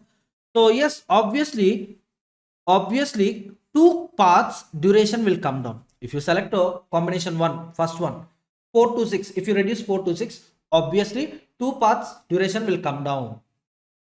If you select 6 7 activity, 2 paths duration will come down. Coming to the third option, you need to select 2 activities, 1 2 1 3. Why? They are not same. They are not same. 1 2 1 3 or 1 2 3 4, 2 4 1 3 or 2 4 3 4. Understood, everyone? First of all, in the beginning the table, just reduce here, 1 2 activity, 1 day. So now 1 2 activity maximum you can reduce only another day. Why? Already 1 day crashing completed. 1 day crashing completed. So for crashing, only 1 day is left over with respect to 1 2 activity. Remaining activities, original crashing duration is same. There is no change at all. Understood? Understood, everyone? Okay. Now come on. So all these combinations, find out the cost to slope, ma. Find out cost to slope. Follow me carefully, cost to slope. So for 4 6 activity, just go to the above table, ma. 4 6 activity, where is it? Yeah, where is the mouse? Yeah, 4 6 activity, 4 6 activity, yeah, 550 it is. 550. 6 7 activity, where is 6 7 activity? It's 350. 350 rupees. Understood, everyone? Just wait. Yeah. Next one, 1 2 and 1 3. 1 2 and 1 3. 1 2 200, 1 3 700. So 200 plus 700, so total 900, ma. Understood here? So I need to reduce 1 2 by 1 day, 1 3 also by 1 day. Why? Sir, you reduce only 1 2 activity, sir. In that case, 21 minus 1, 20. So this loses the characteristic, this loses the character of critical path. It should not happen. Understood? So 2 paths simultaneously, the duration should come down. So yes, 1 2 1 possibility, 1 3 1 possibility. So combination 1 possibility. For that, 200 plus 7 day, 900 rupees. So reducing 1 day of first path as well as second path, 900 rupees is required if you select 1 2 activity and 1 3 activity. Next one, 1 2 activity, 200 already we know. 3 4 activity, come on, go to the table and find out. 3 4 activity, 3 4 activity is 550, ma. 550. So 550. So total how much? 750. Next one, 2 4 activity, you need to find it out. 2 4 activity, yes 2 4 activity, the cost slope is 500 rupees. 500 rupees. So 500 500, 2 4 500 500 plus 1 3 already calculated, 1 3 700, 3 4 it is 550. So 1200, 1050. Come on, my dear students, select the cost to slope. Which cost slope I need to select? Least cost slope. So 350, sir. 350.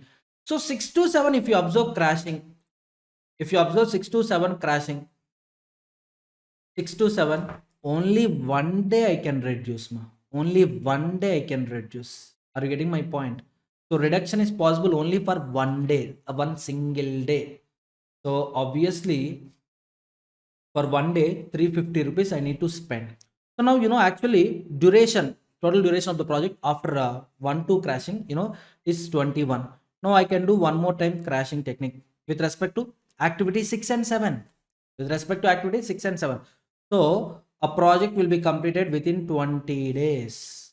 For this 20 days, what is the cost, sir? Direct cost, there is no change, already 4,700. Crash cost.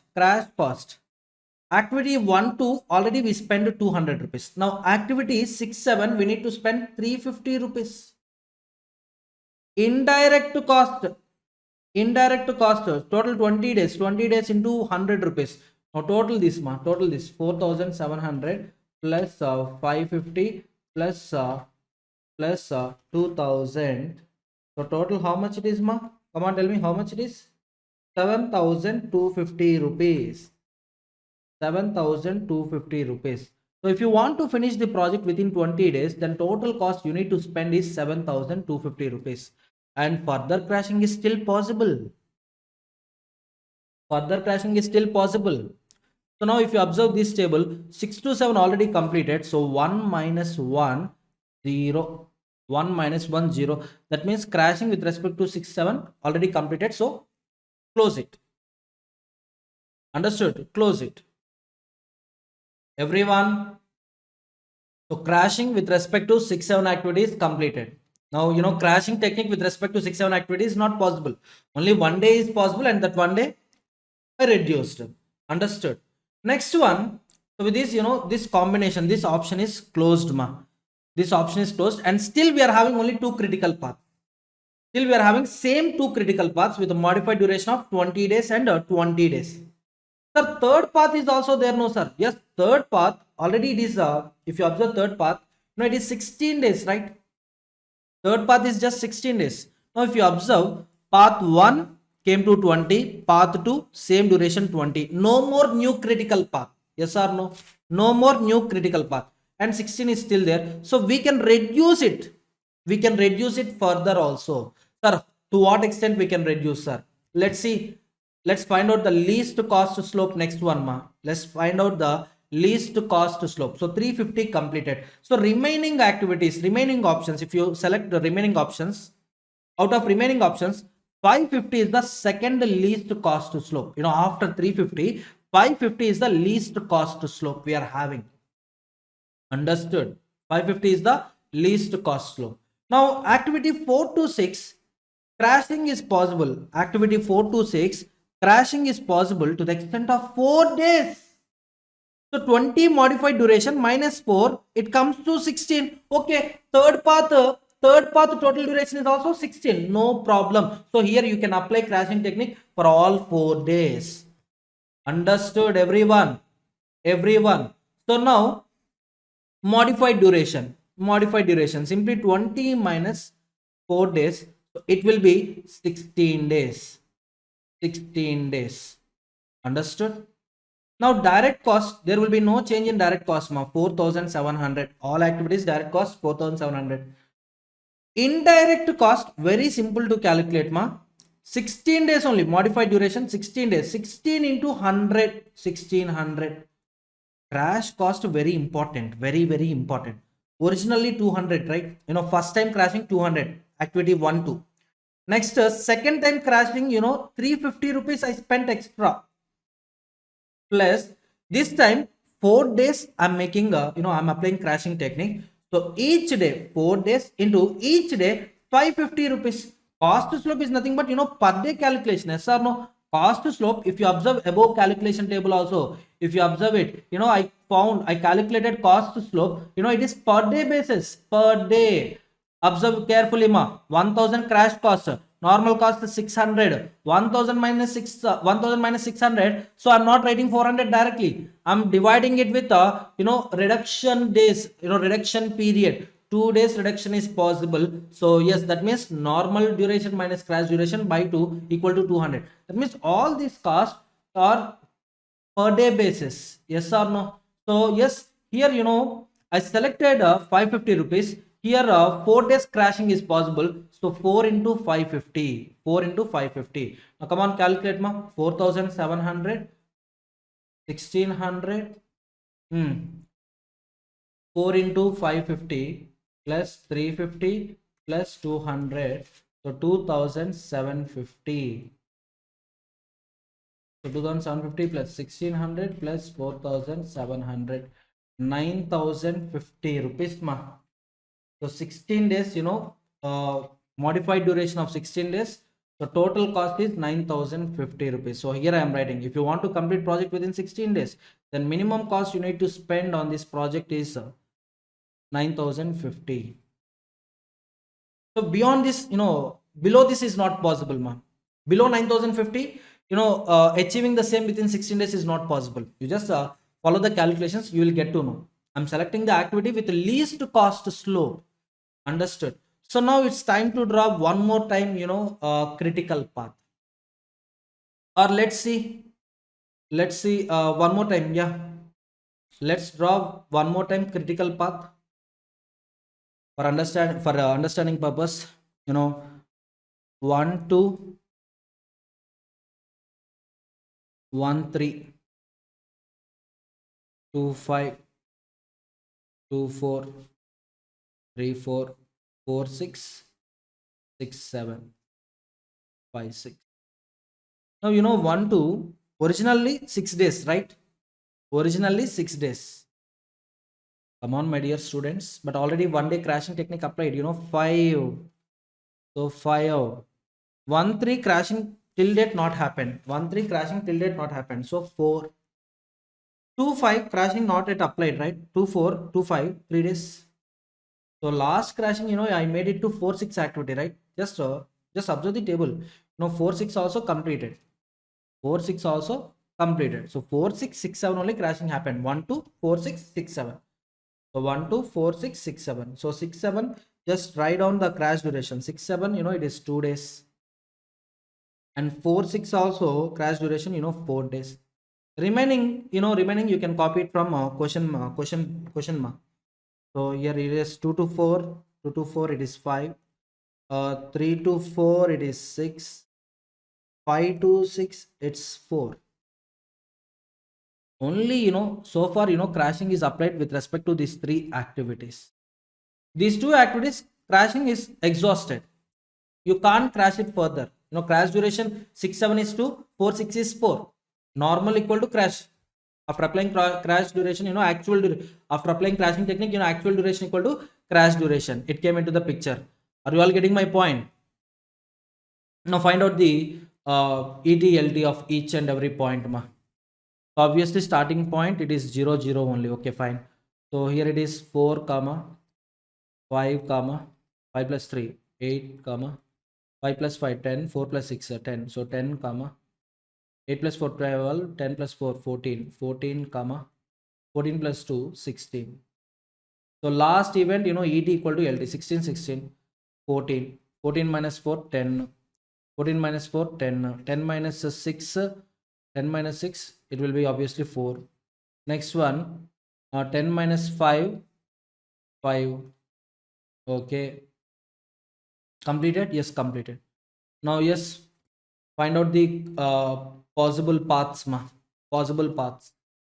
So 1 2 4 6 7. 1 2 5 6 7. 1 3 4 6 7. Once again write duration. Once again write duration. So 1 2 2 5 plus 2 2 4 5 plus 4 plus 2 16. So next one 1 2 2 5 plus 2 2 5 3 plus 4 plus 2 5 plus 3 8 8 plus 4 12 12 plus 2 14. Correct only? Yeah. Next 1 3 4 plus 6 plus 4 plus 2 16. So there is no more no new critical path. Only 2 critical paths we are having. As usual, this is 1 and this is 2. Only 2 critical paths we are having. Only 2 critical paths we are having. And we can reduce this 16 also. But here, you need to identify the possibilities. Identify the possibilities. See, 4 6 6 7. 4 6 6 7 already finished. Further crashing is not possible. Further crashing is not possible. Now, what are the remaining combinations we are having? Come on, tell me. Remaining combinations. No, you need to select activity only from critical path. Sir, 1 2 1 3. This is one combination I am having. 1 2 3 4. Second combination. Or 2 4 1 3. 2 4 3 4. So these are the combinations I am having. For example, I'm just writing it A, B, C, D. Total 4 are there. 2 paths are there. So AC, AD one path. AC, AD. Next one BC, BD. That's what I wrote. Just observe carefully. AC one combination, AD another combination. BC one combination, BD another combination. Understood everyone? Now find out the cost slope from these for these four activities. Already done. If you look at the above table itself, if you look at this above table, 1 2 1 3 no 900, 1 2 3 4 750, just copy from this table ma, 900 750, 900 750, my god, 900 750. Next one, 2413 combination, 2413 1200, 1200 1050, 1200 1050. So combination, everyone. So out of these four options, which is the best option? Come on, tell me, my dear students, which is the best option? Obviously 750 is the best option we are having, least cost, right? Now coming to the reduction of duration, 1 2 I can reduce it by only 1 day. Why? Already crashing is completed with respect to 1 day, 1 2 activity, right? 1 2 activity, 1 day already over, so maximum another day is possible, another day is possible. 5 6 6 7 already completed, sorry, 4 6 4 6 already completed, 4 minus 4 0, 1 minus 1 0. So if you observe carefully, these two already finished, no more further crashing is possible. And 1 2 right now you selected, so once you select 1 2, 1 day completed. Now 1 2 further crashing is not possible, 1 2 further crashing is not possible. So here the selected option is 1 2 and 3 4. Coming to 3 4, coming to 3 4, yeah, coming to 3 4, yes, 2 days we can reduce, but we are reducing only 1 day. 2 days possibility, 2 days is there, however we are reducing only 1 day. Why, sir? Why not 2? The reason, in activity 1 2 only 1 day is left over. Activity 1 2, 1 day is left over. That's the reason I can't reduce 3 4 activity by 2 days. Everyone getting my point? See, I need to consider two paths. First of all, two paths I need to consider. Now if I reduce some 2 days or 3 days, I need to reduce same 2 days 3 days in two paths. Activity 1 2, I'm left with only 1 day. Activity 3 4, I'm left with 2 days. So whichever is lower, simply 1 2 activity is having a lowest crash duration, so obviously one only I can reduce it. Understood? So after crashing this time, 3 4 will be left with 1 day. Now let's find out the total duration of the modified duration of the project and total cost. Total cost. Total cost. So now when you are reducing 1 day each, so actually modified duration above step, it is 16 days. Now 16 days minus 1 day, so total modified duration of the project is 15 days. For this 15 days, what would be the minimal cost? So direct cost 4700, there is no change. Indirect cost, project duration is 15 days. 15 days into 100, so 1500 rupees. Now crash cost. So far, this is the fourth time of crashing. 3 times already completed. 3 times. 3 times already completed. So about 3 times, just check here, ma. First time crashing happened to 1 2 activity, right? First time crashing happened to 1 2 activity, so that is 200 rupees. Just note it down, 200 rupees. Second time crashing is happened with respect to which activity, ma? 6 7 activity. For 6 7 activity crash cost, we spent 350 rupees extra. 350 rupees. Next time 4 6 activity, yes, we made a reduction. 4 6 activity we made a reduction. For that we incurred extra cost of how much it is, 2200 rupees. 2200 rupees plus this time 750 rupees extra we are spending to reduce 1 day. So 200 plus 350 plus 2200 plus 750. So calculations, you need to be attentive while making calculations. So 3500. Even you can calculate like this, crash cost of above step is 2750, right? 2750. To this add was 750. To this just add 750 rupees. 3500. You can take crash cost from step 1, step 2, step 3, or else step 3 crash cost. What is the crash cost of step 3 plus crash cost of step 4? 3500. So total it will be 9700 rupees. For 15 days, total cost we need to spend is 9,700 rupees. Understood? Everyone. Everyone. Now, if you look here, so what happened in this case? 1 2 activity we reduced it by 1 day, and next one activity 3 4 by 1 day, 3 4 by 1 day. So 1 2 here 1 day reduced, here 1 day reduced, 3 4 here 1 day reduced, so minus 1 minus 1 minus 1, so 15 13 15. So there is no new critical path. Old critical path still continuing, but already crashing is completed with respect to 1 2 activity. So that means this option closed. 1 2 further crashing is not possible. 1 2 further crashing is not possible, as 1 2 you can crash to 4 days already completed. Original duration 6 days, you can reduce it to 4 days. That means you had 2 days. First step 1 day already completed, this step already another day completed. So 1 2 option is closed. Literally 1 2 option is closed. So we are left with only two options: 2 2 4 1 2 3 and 2 2 4 3 2 4. So out of these two, whichever is least, obviously 1050 is the least one. 1050 is the least one. So 2 4 3 4. Just observe 2 4 3 4 in the table. Observe 2 4 and 3 4. Observe 2 4 and 3 4. 3 4 only 1 day possibility is there. So you can reduce it by 1 day. Obviously 2 4 also you can reduce it by only 1 day. So the moment 3 4 crashing is completed, obviously 3 4 option will also be closed. 3 4 option will also be closed. So come on, my dear students, come on. So next step, crashing 2 4 and 3 5. What is the next step? Crashing 2 4 and 3 4. 2 4 3 4.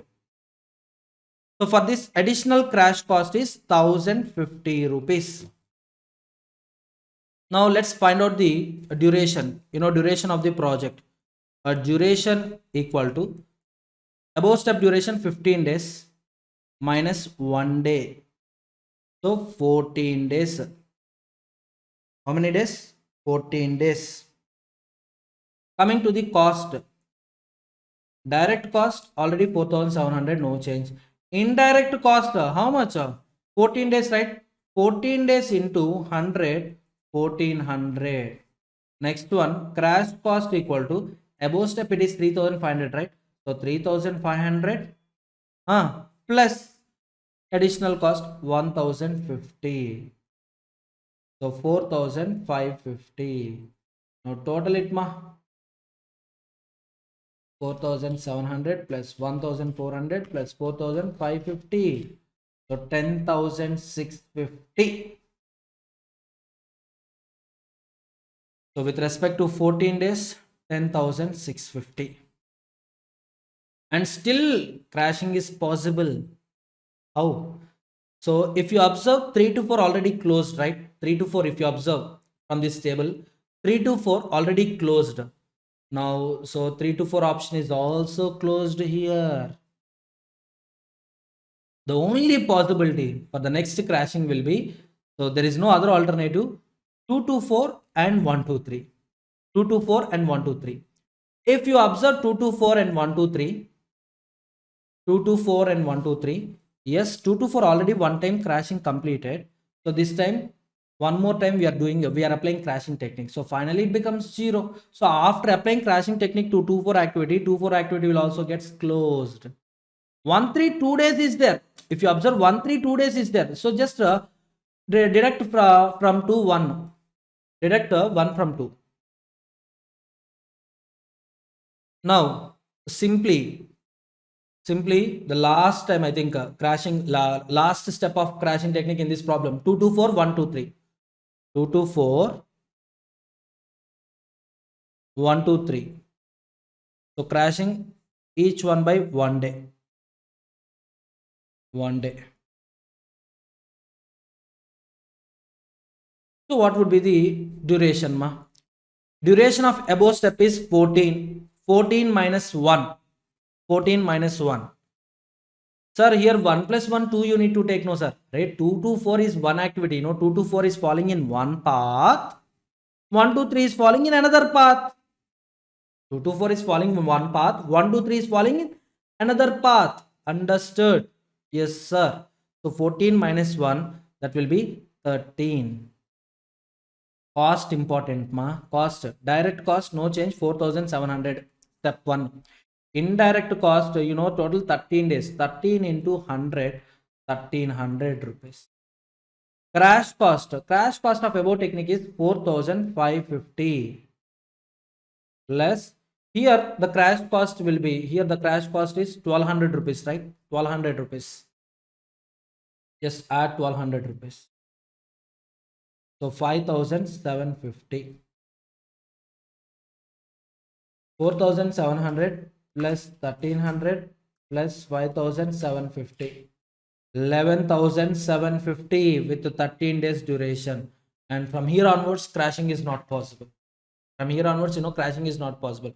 All options already closed. If you observe, possibility, combinations. So 2 to 4 already closed. With this, 2 to 4 already closed. With this, obviously, all options closed. Now, if you ask me to draw network diagram with considering crash duration, so I'll draw for you original diagram, 1 to 2. I think this is fourth time I'm drawing this diagram. So little bit faster I can draw it. 2 to 5, 2 to 4, 3 to 4, 4 to 6, 5 to 6, and 6 to 7. 1 to 2 already crashing is completed. Just observe this table ma. Observe this table. 1 to 2. 1 to 2 crashing totally completed. That means, actual duration will be crash duration. Actual duration will be crash duration. Accordingly, here I need to write 4. And 1 3, only one time crashing is over. Original duration 4 minus 1 3. 2 5, coming to 2 5, no crashing. 2 5. 5 6, 5 6, 4 days. Sir, how you are getting these days, sir?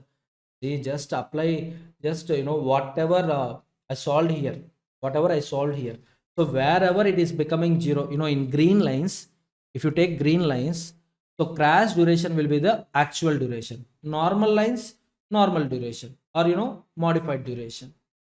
So accordingly I'm writing here, 2 to 5 crashing not at end, crashing, no crashing for 2 to 5 and 5 to 6. So therefore 2 to 5, 5 to 6, normal duration you can write. So 5 to 6. Just wait ma. 5 to 6.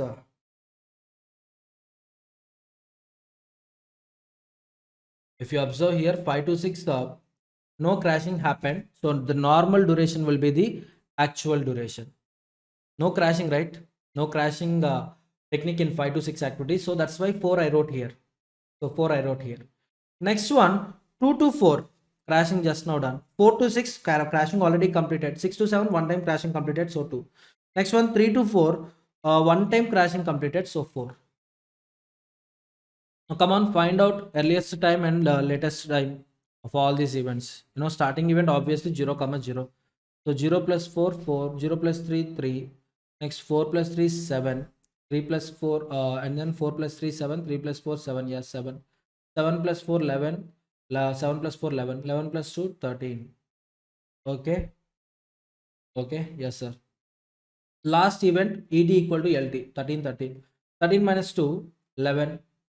11 minus 4, 7. 11 minus 4, 7. 7 minus 4, 3. 7 minus 3, 4. 7 minus 3, 4. 4 minus 4, 0. 3 minus 3, 0. So if you observe, all these three paths are critical paths only. If you observe all these three paths, each and every path, now it become a critical path. Yeah, if you have no trust, you can, I can prove it. Sima, possibilities 1, 2, 4, 6, 7. So duration 4 plus 3 plus 4 plus 2, 13. Next possibility 1 to 2, 2 to 5, 5 to 6, 6 to 7. So 4 plus 3 plus 4 plus 2, 13 only. Next one, 1 2 3, 4, 6, 7. So 3 plus 4 plus 4 plus 2. Okay. So here also 13 only. So no crashing is possible. No further crashing is possible. And for 13 days, the total duration is 11. Sorry, for 13 days duration, the total cost will be 11,750 rupees. So with this crashing concept completed. Very, very simple concept. Provided practice it 3 to 4 times. Understood? Understood? Everyone. Okay. So with this crashing concept also completed. The next concept is floating. Floating. So crashing and floating both are different. How they are different, sir? I'll tell you.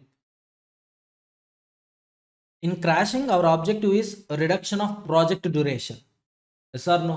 So reducing the project duration with a minimum additional cost. But coming to the floating, here without disturbing the duration of the project, we can reschedule some other activities. That means the activities which are not falling on critical path, you can reschedule them, you can delay them. Even though you make delay in such activities, the duration of the project will not get disturbed. Are you all getting my point, students?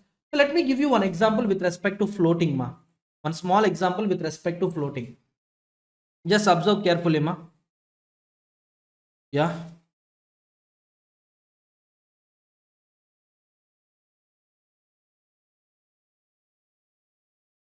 Activity A. Next one. Activity B. Activity C. Activity D. And activity E. Total 5 activities. Same example I am repeating. Now what example I considered in crashing, same example I am using in floating also. Now duration A, for example 5 days. Activity B 3 days. Activity C 3 days. Activity D 2 days. And activity E 1 day. I'll give numbering 1, 2, 3, 4, 5. Now if you observe carefully, using Gantt charts also, you can understand this network diagram. In Gantt chart, you will see, x-axis, y-axis, and we are presenting the activities, using the number of days. We'll draw the line based on number of days I need. Yes or no? Come on, tell me, x-axis duration, y-axis, I'll see the number of activities. Now, if you observe carefully this diagram, activity A is independent activity. At the 0 point, we need to start activity A. Yes or no? Next one, activity B, activity C are successors to A. So they run parallelly. Now, if you observe carefully, I can take up activity E only after completion of B and D. After completion of B and D only I can take up E. I can take up D only after completion of C. Understood, everyone? Now if you identify the critical path, possible durations 1, 2, 3, 1, 2, 3, 4, 5. This is one possible path. Other one is 1, 2, 4, 5. So just note down the duration. 5 plus 3 plus 2 plus 1. 5 plus 3, 8, 11. And here it is 5 plus 3 plus 1 is 9. So if you observe carefully, the critical path is 1, 2, 2, 3, 3, 4, 4, 5. So highest duration is, longest duration is 11. Now, if you observe carefully, there is a chance of activity 2, 4. There is a probability you can delay activity 2, 4. Yes, ma. Even if you reschedule activity B, after 1 day or after 2 days, there will be no change in duration of the project. Once again, I'm telling you, there will be no change in the duration of the project. Everyone, come on, answer me. Suppose, for activity B, I'm taking 1 day extra, ma. I'm taking 1 day extra. Now, it is 4 for activity B, 4. So if you observe second path, even if you add 1, there will be no change in duration of the project. Sir, again, I'm adding 1 more day, sir. Again adding one more day, sir. There is no change in the duration of the project duration remains same. Now with respect to activity B, I can make some delay or I can reschedule it in future. Now whatever resources are in there, whatever resources are there in activity B, 2 for activity, I can employ them in other activities wherever I require. Understood? So that is what, float is nothing but, maximum time available, to finish the activity, and time required to finish the activity. The difference between maximum time available and time required to complete the activity, we call it as float. And float analysis is very important, very necessary in order to employ resources, in order to check the available resources. Suppose activity C and activity D are very, very critical. So activity B, you can delay it for 2 days, right? So resources in activity B, you can use them, you can employ them in C as well as D. So that's what, float analysis. Float, crashing, both are two different topics. Crashing, our main objective is reducing the duration of the project. Coming to the float, here we are not going to disturb the duration of the project. Here some activities which are not falling on critical path, we will try to modify it, we'll try to reschedule them, we'll try to simply we can experience some delay in those activities. Understood? So let me give you one example and then I'll discuss with you one problem and the study material. So example 1 2 2 3 2 4 3 5 4 5 6. Very simple, right? Very, very simple. A, B, C, D, E, F. And let me write duration here itself. Activity A required 3 days, B 2 days, C 3 days, D 3 days, E 4 days, F 5 days. Understood? Everyone? Okay. Now let me write possible paths here itself. Paths, duration. I think only 2 paths are possible. 1 2 3 5 6. Next one 1 2 4 5 6. Okay, sir. Okay, right, duration 3 plus 2 plus 3 plus 5. How much it is? 5 13 days. Yes or no? Just wait, ma. Next 3 plus 3 plus 4 plus 5, 15 days. Correct? Everyone, come on, answer me, everyone. Yes, sir. Now just identify the critical path, ma. Path with longest duration is the critical path. Path with the longest duration is the critical path. So simply drawing a line to identify the critical path. So in crashing, what we will do, we'll reduce the activity duration, which is having a least cost flow. But floating, the activities which are not falling on critical path, we are going to reschedule them. And we are making we are changing the schedule, we are modifying the schedule in such a way that there will be no disturbance in the total duration of the project. The total duration of the project will be constant. Understood? Now let's calculate ETLT. ETLT at a starting point is 0 0 only. Here it is 3 comma, here it is 5 comma, here it is 6 comma, and 10, whichever is higher. Next one 15 comma 15, 15 minus 10, 6, 6 minus 3 3, 15 10 minus 3 7, 7 minus 2 5, or 6 minus 3 3, whichever is lower, 3 minus 3 0. Understood? Everyone? Now let me draw the table with respect to EST, LST, EFT, LFT. Okay, activities ma, A, B, C, D, E, F. These are the activities. Duration with respect to activities. Duration A3, B2, C3, D3, E4, F5. Early start time. Early start time means tail event earliest time. tail event earliest time. So A earliest time 0, B earliest time 3, C earliest time is also 3 only, and D earliest time is 5, E earliest time is 6, F earliest time is 10. Once again I'm telling you EST is nothing but ET of tail event. Sir, first of all, tail event, told you many times. Now, if you take any activity, the start event is a tail event, and finish event is nothing but a head event. Finish event is nothing but head event. Understood?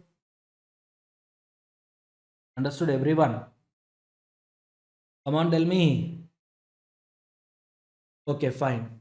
Next one, EFT. Formula very simple. EFT equal to EST plus duration. EST plus duration. Yes or no?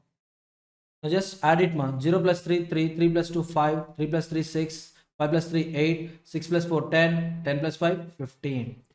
Next one, latest finish time, latest start time. So latest finish time is nothing but, LT of head event.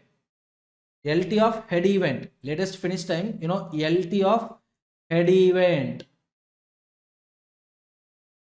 Now if you take activity A,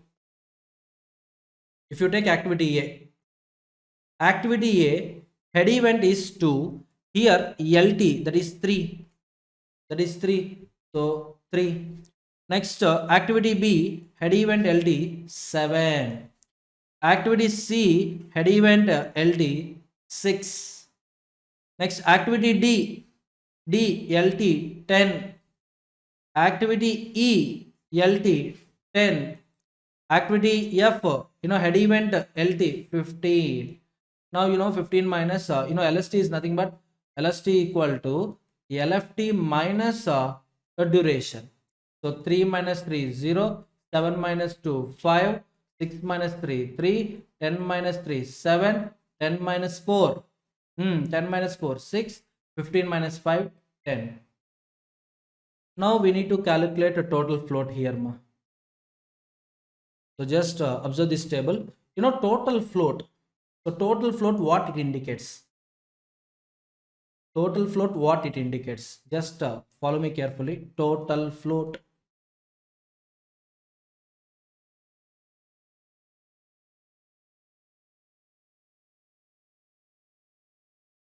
So total float means, simply note it down, ma. Total float. So studying total float, what we can achieve, or what is the importance of total float? What is the importance of total float?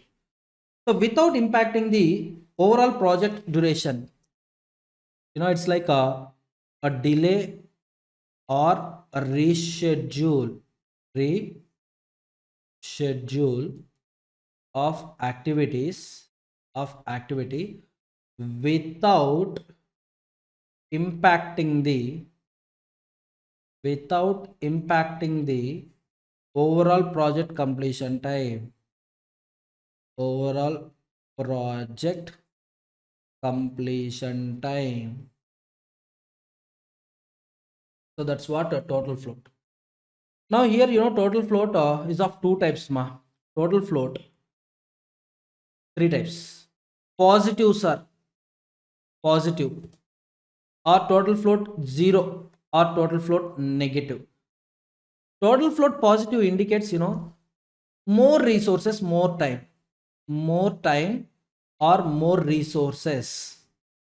If total float is 0, then everything is adequate only, sir. Sufficient resources, sufficient time. Negative, that means we are having very less time, less than required time. Available time is less than required time. Less time or less resources.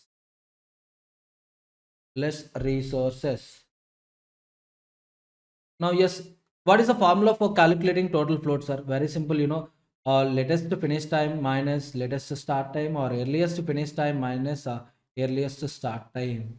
So anything, you'll get equal only. So now here total float, come on, 3 minus 3 0, 7 minus 5 2, 6 minus 6 0, 10 minus 8 2, 10 minus 10 0, 15 minus 15 0.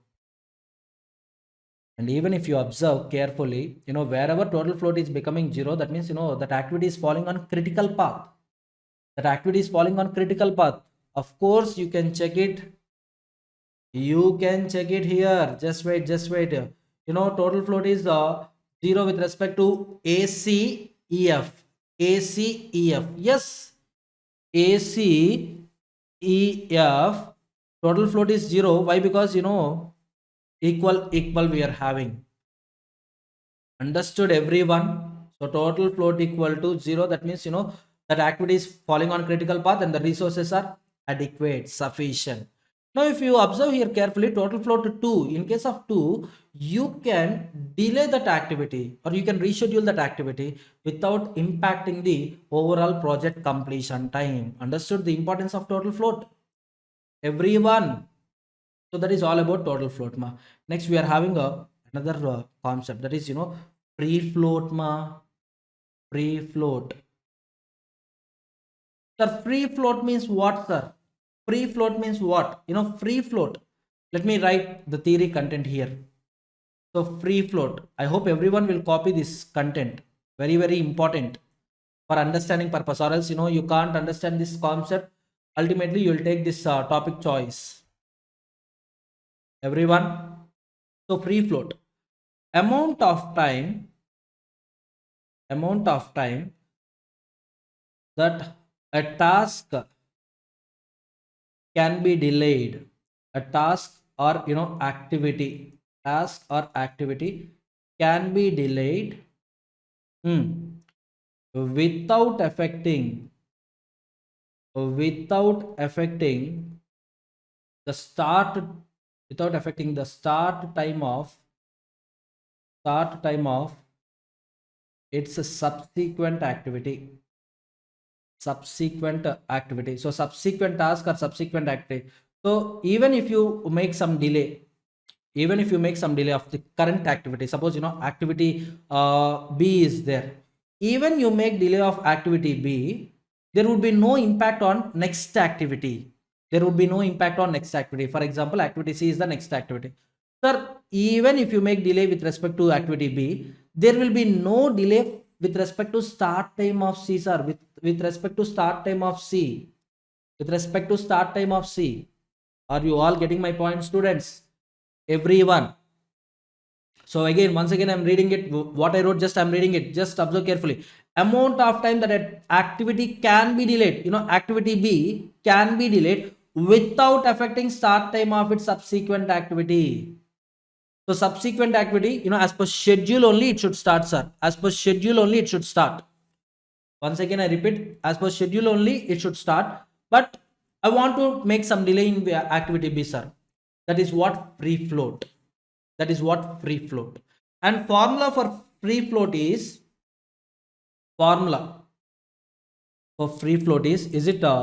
yeah, yes, total float minus slack of head event.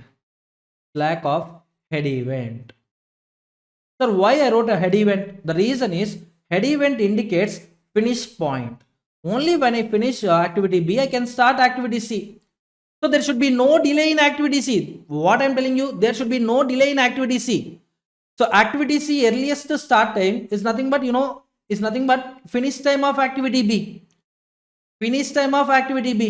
So by this time, if I complete activity B, I can start activity C by earliest start time without affecting the start time of its subsequent activity. So that's the reason, total float minus difference of head event. Difference. Technically speaking, slack of head event. Understood, everyone? Slack of head event. So generally if you take an activity, activity A. So numbering you can observe like this: 1, 2. With respect to activity A, this 1 is a tail event. What is 1? Tail event. And what is 2? Head event. What is 2, ma? Head event. Are you all getting my point, students? So here you will have ETLT. Here also you will have ETLT. Yes or no? Yes or no? Once again, in detail I'll write here. Confusion. Why confusion? 1, to this is activity A. With respect to activity A, this is EST, ELST. This is EFT, ELFT. Now, if you want to calculate free float of activity A, simply total float minus difference of head event, slack of head event. That means LFT minus EFT. That's it. Are you all getting my point, students? Independent float, another concept is there. Independent float of activity A. Here the formula is free float minus LST minus EST. This is slack of tail event. So first of all, let me write what is meant by independent float. What is meant by independent float? So I'm giving you theory content also here itself. Independent float. Independent float. Come on. Write the text, ma. Note down the text. Amount of time an activities start. This is the only word that differentiates independent float and free float, ma. This is the only word, start. This is the only word differentiates free float and independent float. Amount of time an activities start time can be delayed without affecting the EST of a successor or subsequent event.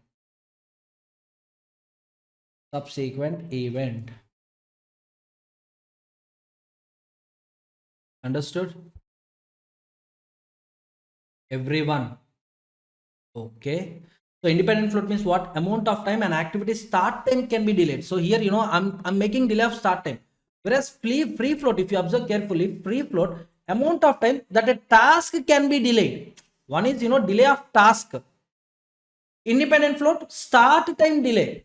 Reschedule. Suppose, day 2, if you start, I can start it on day 3, I can start it on day 4. That's what independent float. Start time can be delayed. Whereas free float, total activity time will be delayed.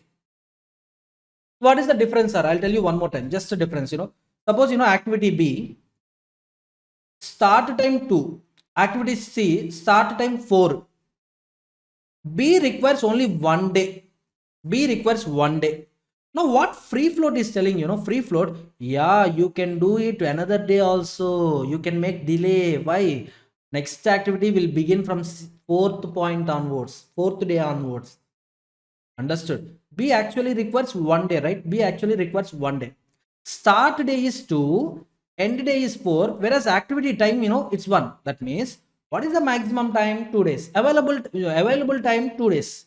Required time 1 day.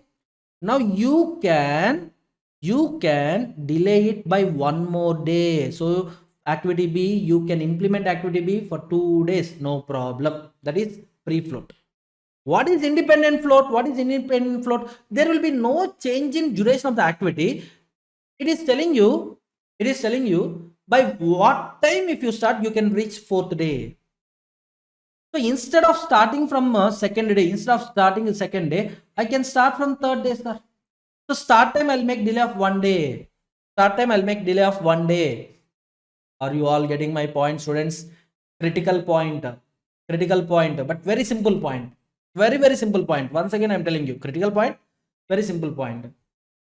Free float, activity can be delayed. Independent float, start time of activity can be delayed. Formula already I given to you. So free float here refers to total float minus this one, 0. If total float is 0, obviously free float as well as independent float is obviously 0. So these floats can never be negative. So 0 is there, just write 0, 0. Now here coming to 2. 2 minus a difference of a head event. Difference of a head event. So 2 minus 2 free float equal to 0. Here independent float, a 0 obviously. Now coming to here, 2 total float minus head event 10 minus 8, head event 10 minus 8, 2 equal to 0. Here obviously it is 0. So free float, that means activity B, activity D, you can extend activity B and you can extend activity D. Whereas delay, delay start time not possible. Free float only we are doing, right? Free float, in free float. So obviously activity B, you can increase it by 2 days. Activity, oh just wait ma. Activity D, you can increase it by 2 days.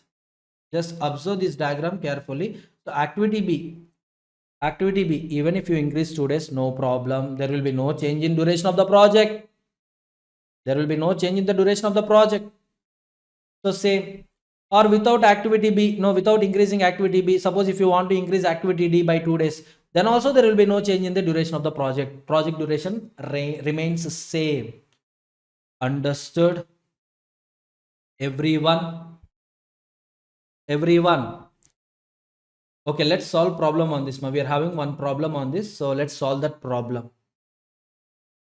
Illustration 9. Given is the following information regarding a project. Activity ABC, no dependency. So ABC are independent activities.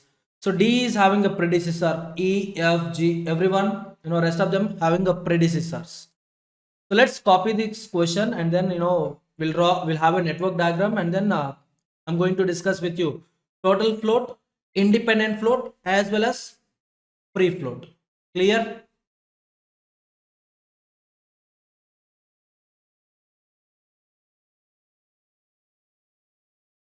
Okay.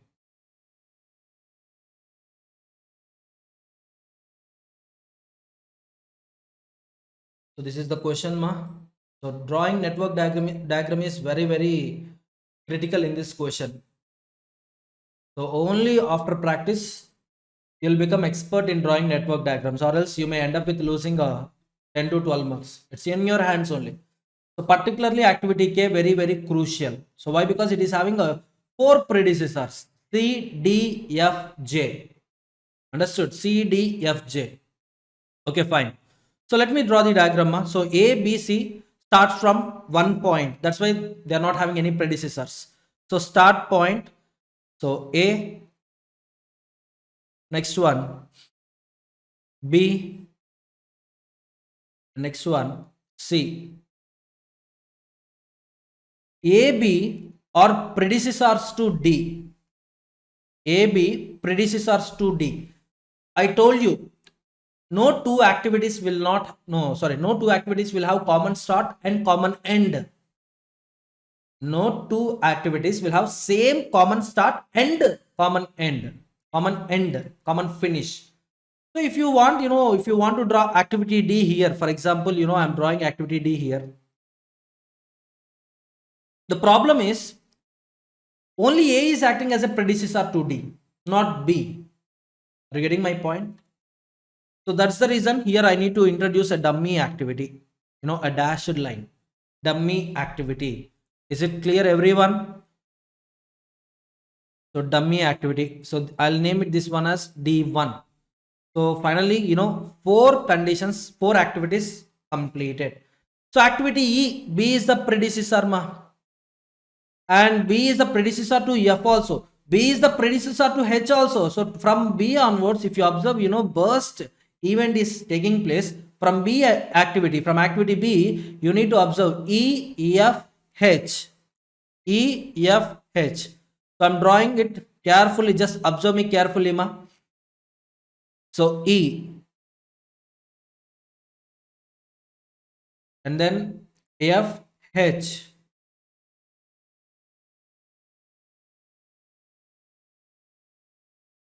Why? I'll tell you, just wait.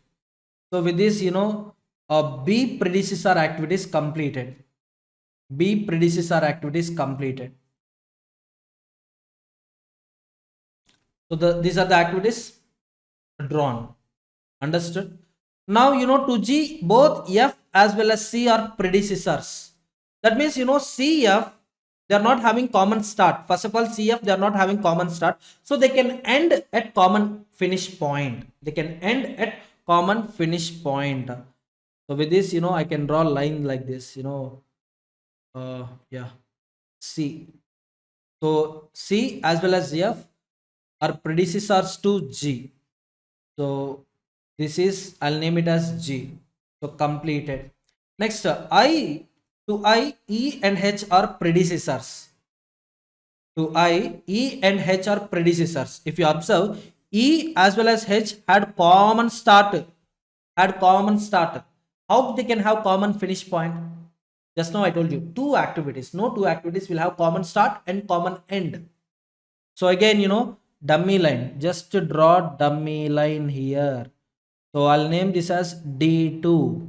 Now from here onwards, I comes into the picture. EH, I comes into the picture. And I is not a predecessor to anyone, ma. I is not a predecessor to anyone. So I'll draw I like a free line. I is not a predecessor to anyone. Understood? So this one also completed. Next, J, EH.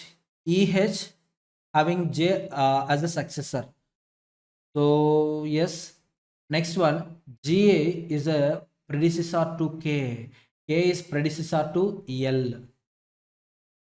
L. So last point is nothing but L, ma. Last activity is L.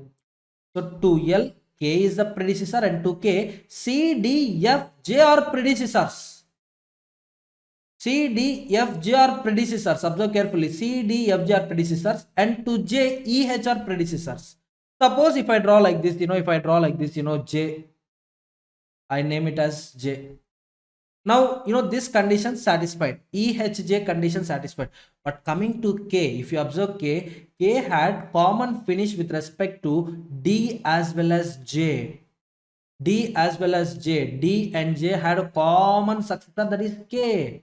That means D and J, here some merge event should take place. Merge event should take place. So that's why, I'm changing it. Just observe it carefully.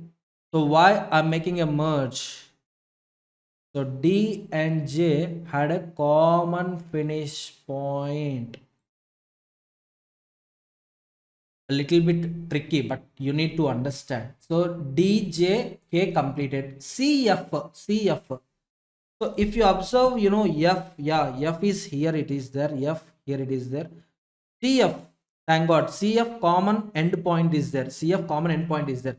But from here onwards, you need to draw a line to this event,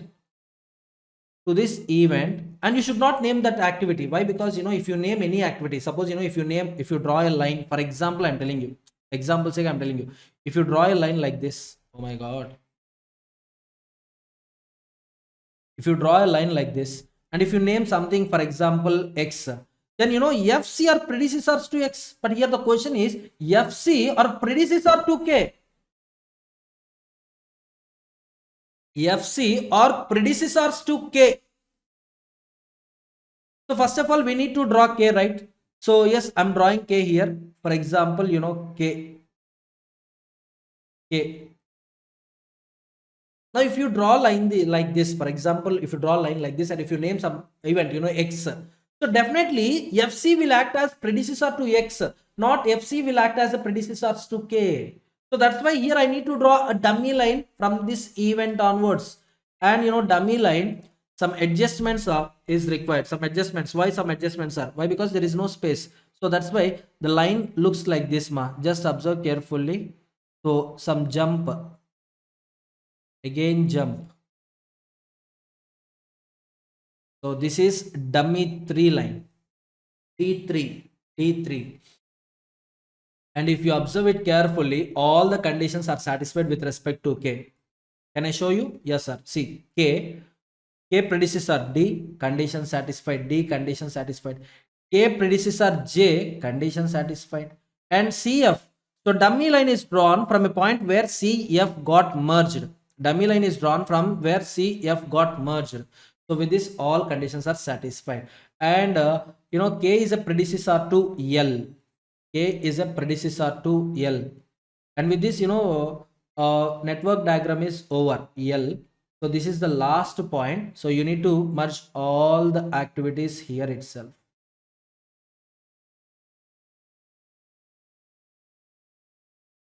Yeah.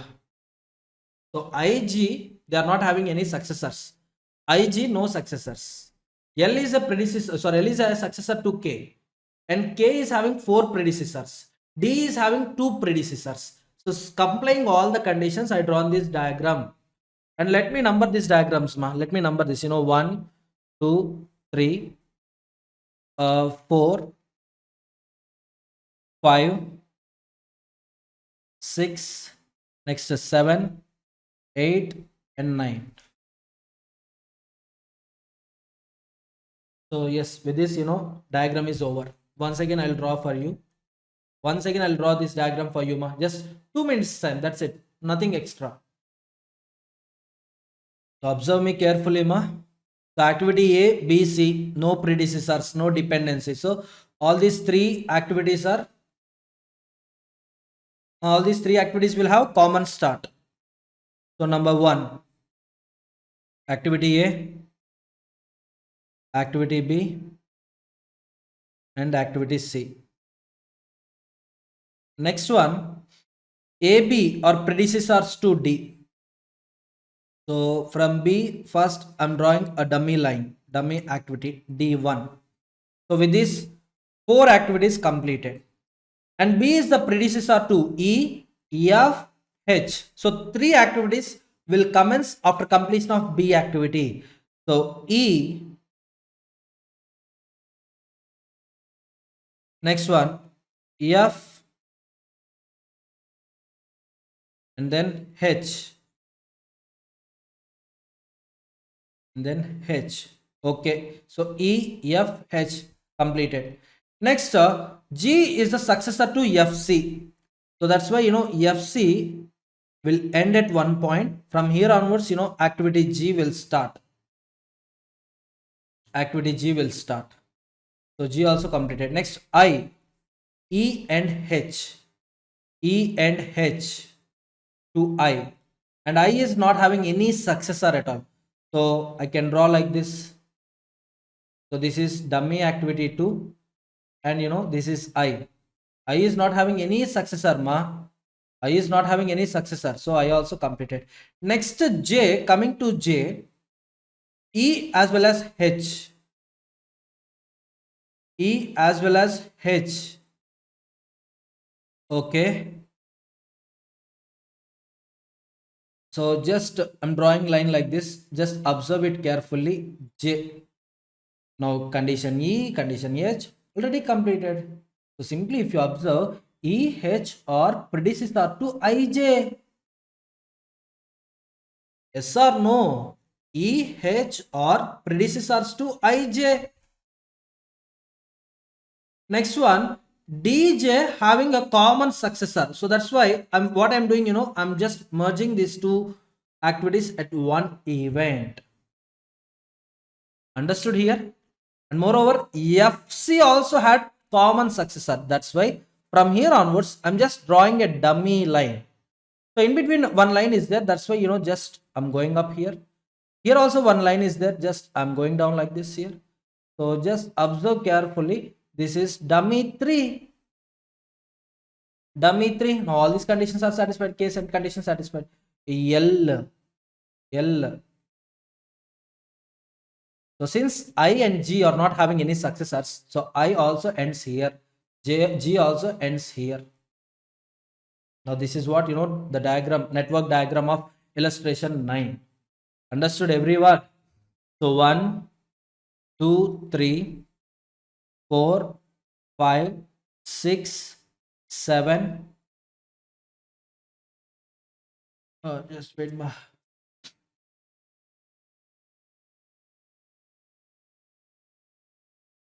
6, 7. Just wait. This diagram is not yet correctly drawn. Why? Where is K? You're simply copying it. I observed. Simply copying it. K point I forgot to write here. So K, from K onwards, L. Now understood? 7, 8, 9. So this is the complete diagram of illustration number 9. Is it clear, everyone? Only point you need to remember is 5 to 7. Dummy line is drawn like this. So only through practice you will get to know all these points, ma. So now you can observe, L is having predecessor K, satisfied. K is having 4 predecessors. So K is having D.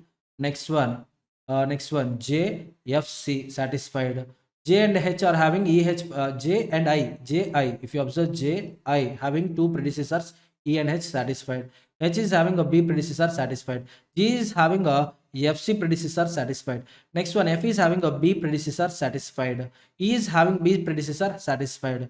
D is having a AB predecessor, satisfied. So in this manner, you can make assessment whether the drawn diagram is correct or not. Understood, everyone?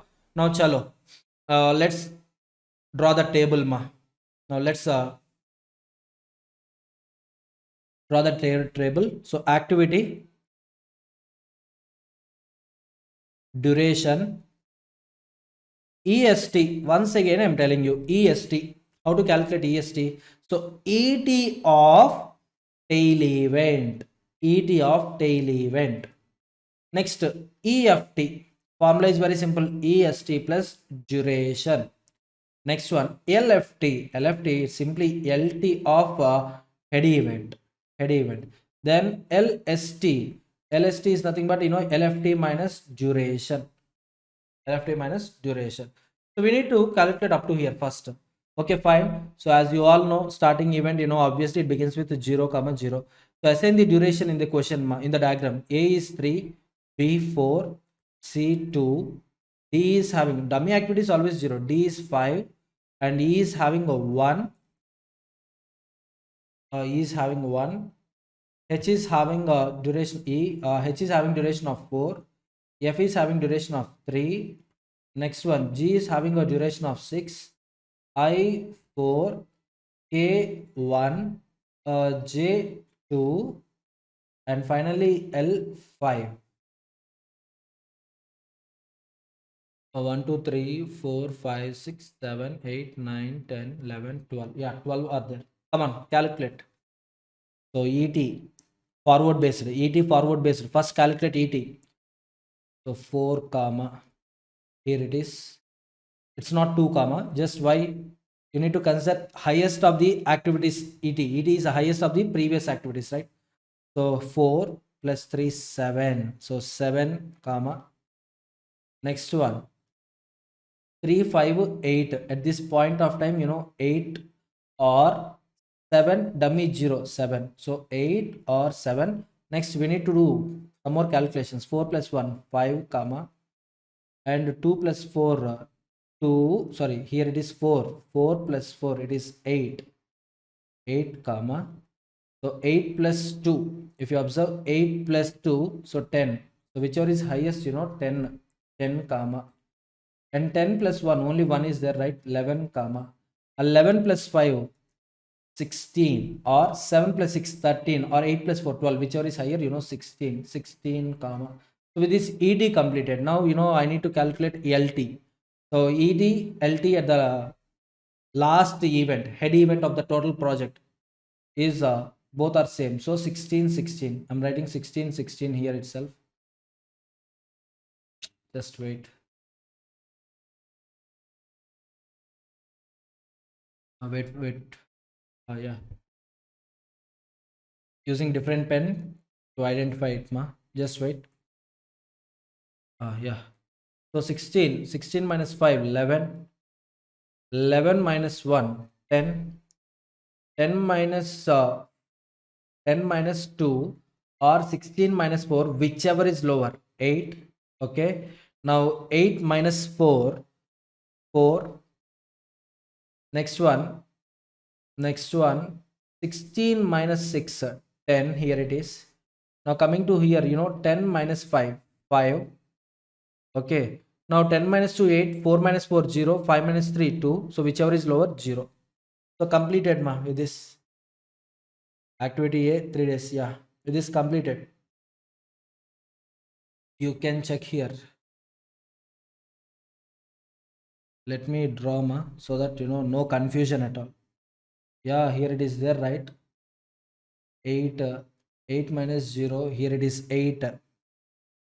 8 minus, yeah, completed here also.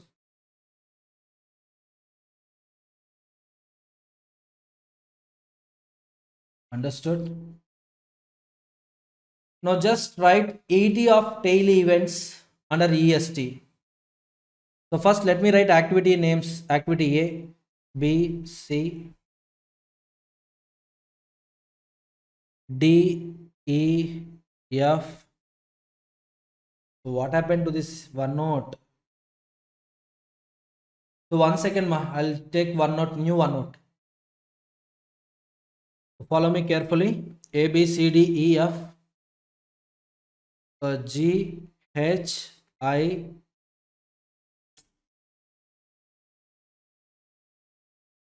J, K. Okay. And duration, SN duration, ma. Just get it from question, ma. Activity A, 3 days. B, 4. C, 2. D, 5. E, 1. F, 3. G, 6. H, 4. I, 4. And then J, 2. K, 1. And L, 5. Still there? Yeah, L, 5. So EST, just get it from the question, ma. All tail events, activity A tail event is number 1. So it is 0. No need of any stress, ma. If you draw diagram perfectly, tail event ET equal to EST. Next one, activity B, common start, so 0. Activity C, common start, so 0. Next, activity D, where is activity D? Yeah, activity D is there. So what is the ET of activity D? Tail event is number 3. Tail event ET 3, just write 3 here. Next one, E, where is E? Yeah, E, tail event is 2. 2 ET 4. Yeah, come on. Next, F, where is F? F. So here F, tail event is 2, so ET is 4. Understood? Next one, G. Tail event is 5. At event 5, tail event ET is 7. Are you all getting my point, students? Next one, H. Come on, H. Yeah, H. Tail event is 2. 2 ka ET 4. I ka tail event 6. 6 ka ET 8. Next one, J. Where is J? Identify J. Yeah, J. J ka tail event 6. 6 ka ET 8. Next, where is K? K ka tail event 7. 7 ka ET 10. And finally, L. L ka tail event 8. 8 ka ET 11. Now come on, calculate EFT. Simply EST plus duration. 0 plus 3, 3. 0 plus 4, 4. 0 plus 2, 2. 8. 5. 7. 13. 8. 12. 10. 11. One small calculation error, it cost you either half an hour time or 10 marks time. 16. Next one, LFT, LT of head event. LT of head event. A head event is 3. 3 ka LT is 5. So LFT is 5. B ka head event 2. 2 ka LT 4. As you all know, in brackets, ET comma LT. Yes or no, everywhere ET comma LT. Depending upon, if it is a tail, it will be EST, LST. If it is a head, it will be EFT, LFT. Do you remember this logic? Okay, next, C. C ka head event is 5. 5 ka LT is 10.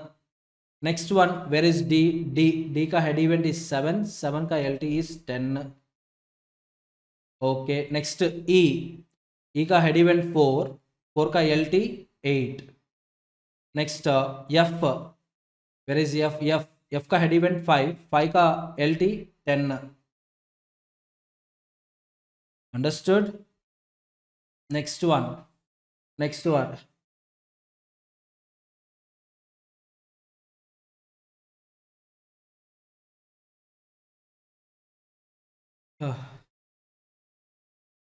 Old ma actually. Next one, G. Where is G ma? Come on. G. Yeah, G ka head event 9. 9 ka LT 16. 16. Clear? Next one, H. H ka head event 6. 6 ka LT 8. 8. Next one, I.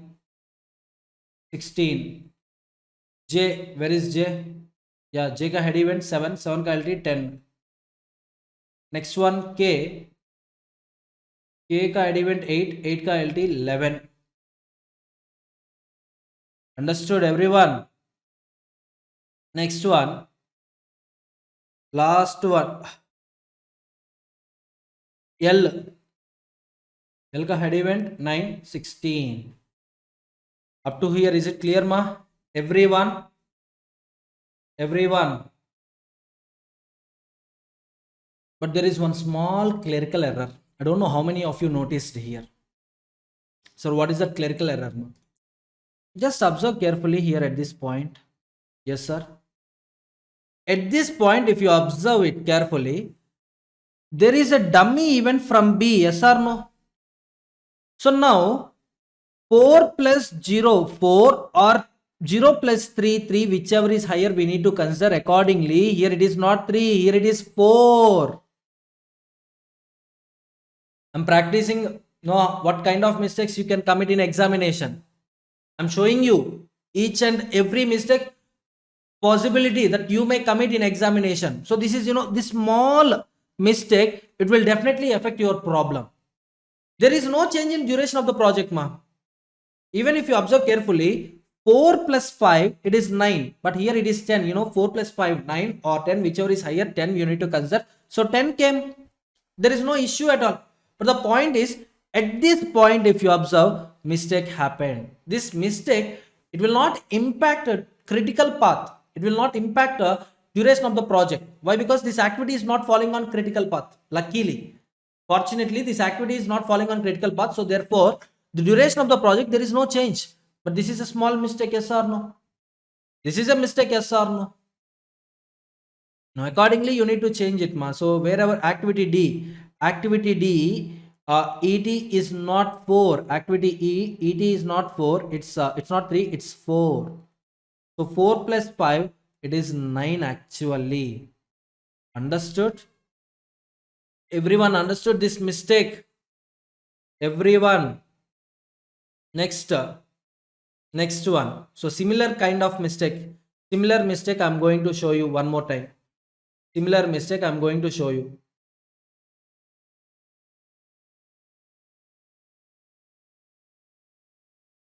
Yeah. Yes. Next one. LFT. If you take LFT, activity A. If you take LFT of activity A. So there is no problem with respect to activity A LFT. Why? Because I changed ET of 3, not LT. Yes or no? So now calculate LST, ma. Now calculate LST. 5 minus duration, 2. Now this kind of mistakes you can identify even after solving this table also. How, sir? I'll tell you. See, the difference between LFT and EFT is should be equal to LST and EST. Then only your problem is correct, or else your problem somewhere it went wrong. Somewhere it went wrong. In examination, while solving the problem itself, you can know whether it is correct or not. Whether it is correct or not. The difference between EST and LST should be equal to EFT and LFT. Even if I fail to find mistake here, definitely I would have found that mistake, while solving this table. You can observe it carefully, ma. Next one, 4 minus 4, 0. 10 minus 2, 10 minus 2, it is 8. Okay, next one, 10 minus 5, how much? 6. 10 minus 5, how much? 6. Mistake. 10 minus 5, 5. Yeah, you can find it out the difference, ma. Suppose, these two difference is 1 and these two difference is 1. Problem correct, you solved. Next, 8 minus 1, 7. Understood? Next one, 10 minus 3, 7. 16 minus 6, 10. 8 minus 4, 4. Next one, 16 minus 4, 12. 10 minus 2, 8. 11 minus 1, 10. 16 minus 5, 11. Understood? Now, using this table, you can identify critical path. Sir, how, sir? critical path is something where ET equal to LT. Yes or no? Critical path is something where ET equal to LT. So looking at this table, you can easily come to this picture, just observe it, 16, 16, 10, 10, 11, 11, 8, 8. Next, similarly, if you observe, so these are the activities falling on critical path. And then you can see here, 0, 0.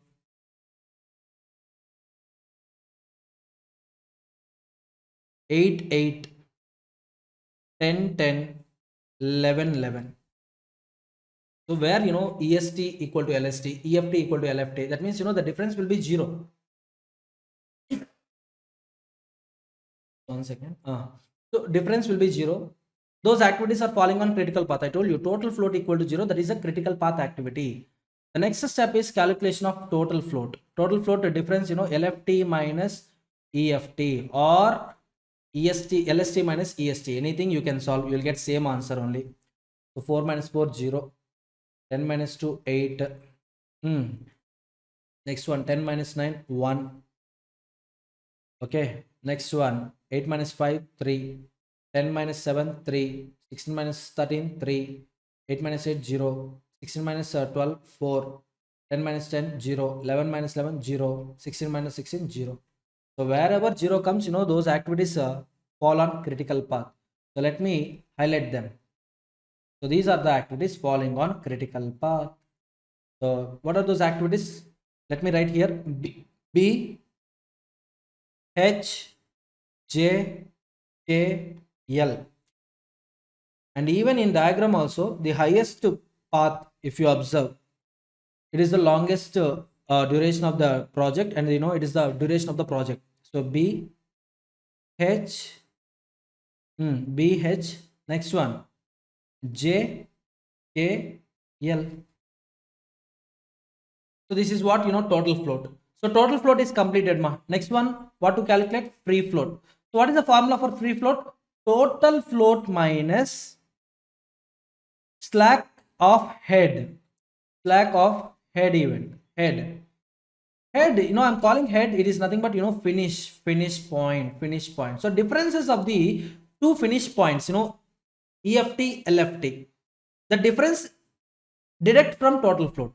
Already total float 0. Obviously, free float will also be 0. So here calculation is not required at all. Wherever total float is 0, free float automatically becomes 0. So negative figures will not come into the picture. First thing. Next calculation. 2 minus slack of head. So head you will observe EFT and LFT. EFT and LFT. So 2 minus 5 minus 3. So 2 minus 2.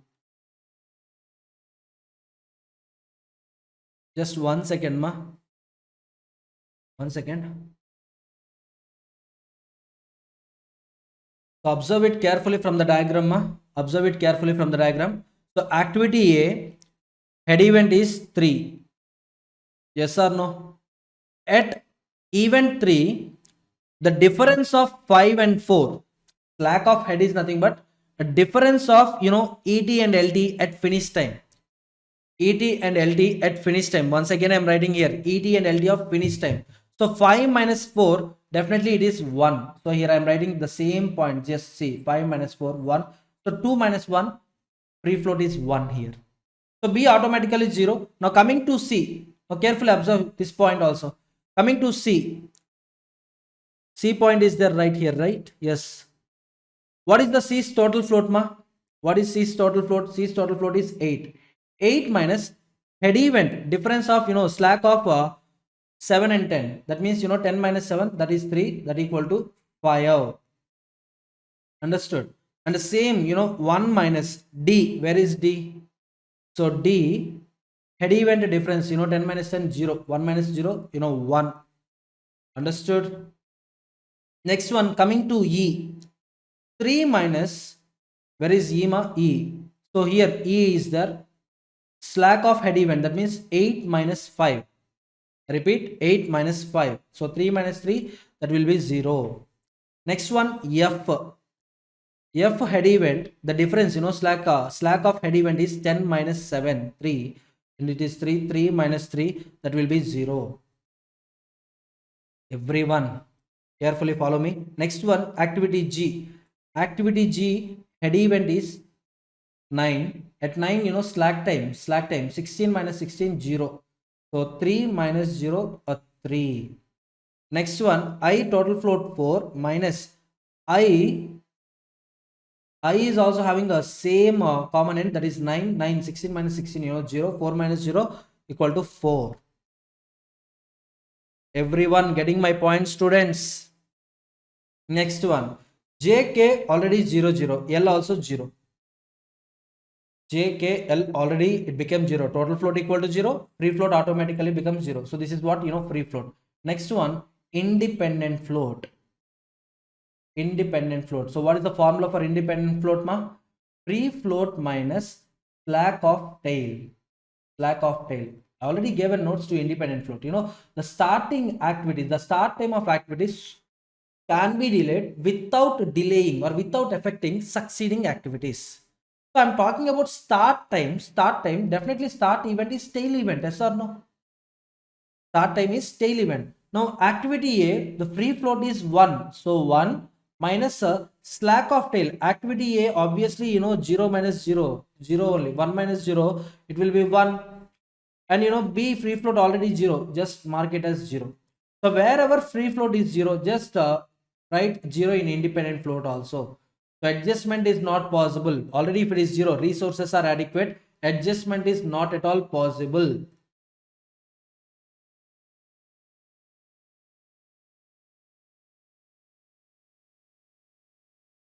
So remaining activities, 5, free float 5, 5 minus slack of tail. So which one it is? C, right? So to C, tail event 0 minus 0, okay, 0, that is 5 only here also. Next one, here 1 minus to activity D, if you observe activity D, tail event 3, slack means 5 minus 4, 1, that equal to 0. Next one here 3 minus, now which activity is G? G activity tail event, slack time, the difference between ET and LT. So 3 minus 10 minus 7, so 3 minus 3 equal to 0. Next one, I, activity I, it is having, ET, LT same. ET, LT both are same, 8, right? So 4 minus 0, that equal to 4. Remaining I completed. So this is the complete table with respect to illustration 9. So what total float is telling us? Total float, you can delay these activities without impacting the duration of the project. Understood? So activity A delay 2 days, activity C delay 8 days, activity D 1 day delay, activity E 3 days delay, activity F 3 days delay, activity G 3 days delay, activity I 4 days delay. But it will not impact, it will not affect the duration of the project. There will be no impact on duration of the project. Understood? Now what free float is telling? Without disturbing succeeding activities, successor activities, without disturbing the successor activities, how long I can delay the current activity? How long I can delay the current activity? Suppose current activity 2 days given. 2 days given. Can I increase it to 3? Can I increase it to 4? That's what free float. Independent float, here there will be no delay in activity. Here there will be delay in start time of the activity. Suppose you gave me 2 days time to finish this activity. From when I should calculate 2 days? From today onwards, or tomorrow onwards, or day after tomorrow onwards, without affecting successor activity start time. Without affecting successor activity start time. So how long I can take, how long I can reschedule the preceding activity? That is what independent float. Independent float is rescheduling event. Free float means delay event, delay task. Total float, delay. So total float, it shows, it will have impact on project duration. If you make anything wrong in total float, it will show something, some effect on project duration. But free float, independent float, they are not like that. Free float, independent float, they're restricted to respective activities. Understood, everyone? Once again, I'm telling you, in total float, always critical path activities will have 0. Total float with respect to critical path activities is always 0. With respect to remaining activities, how can I defer them, or simply, how long I can delay them? Coming to free float, delaying the activity without affecting succeeding activity. Suppose, if you take activity A, interpretation purpose, you can have 2 days extra time with respect to activity A. Without impacting next activity, you can extend it by 1 day. You can extend it by 1 day. Original duration is 3, right? Original duration is 3, right? So total float means what? You are having 5 days to finish, you have 5 days time to finish this activity, but required time is 3. Available time 5, required time is 3. 5 minus 3, 2. That is what? Total float. Now coming to the free float, sir, if I want to extend the duration, if I want to increase the duration, I can increase the duration from 3 to 4. Why? Here 1 came. So coming to the independent float, no need to start activity A on day 1 itself. You can start activity A on day 2 also without showing impact on succeeding activities. For example, if you observe this diagram, even if you start activity A on day 2, 2 plus 3, 5. So latest finish time is also 5. Latest finish time is also 5.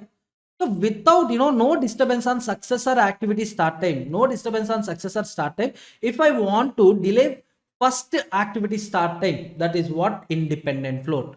Free float means delay time, how long I can make delay. Total float, simply, free float plus independent float, like that.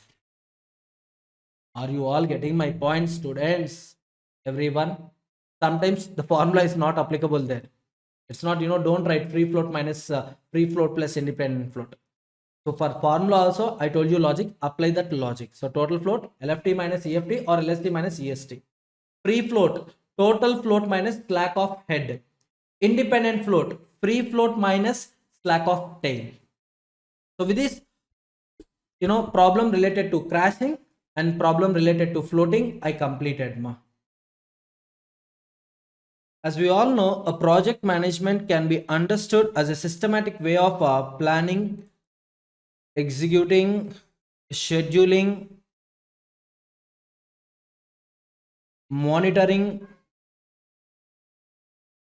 and controlling various aspects of a project. Various aspects of a project, so as to attain goals which were made at the time of project formulation. And in this project management, we had 2 techniques.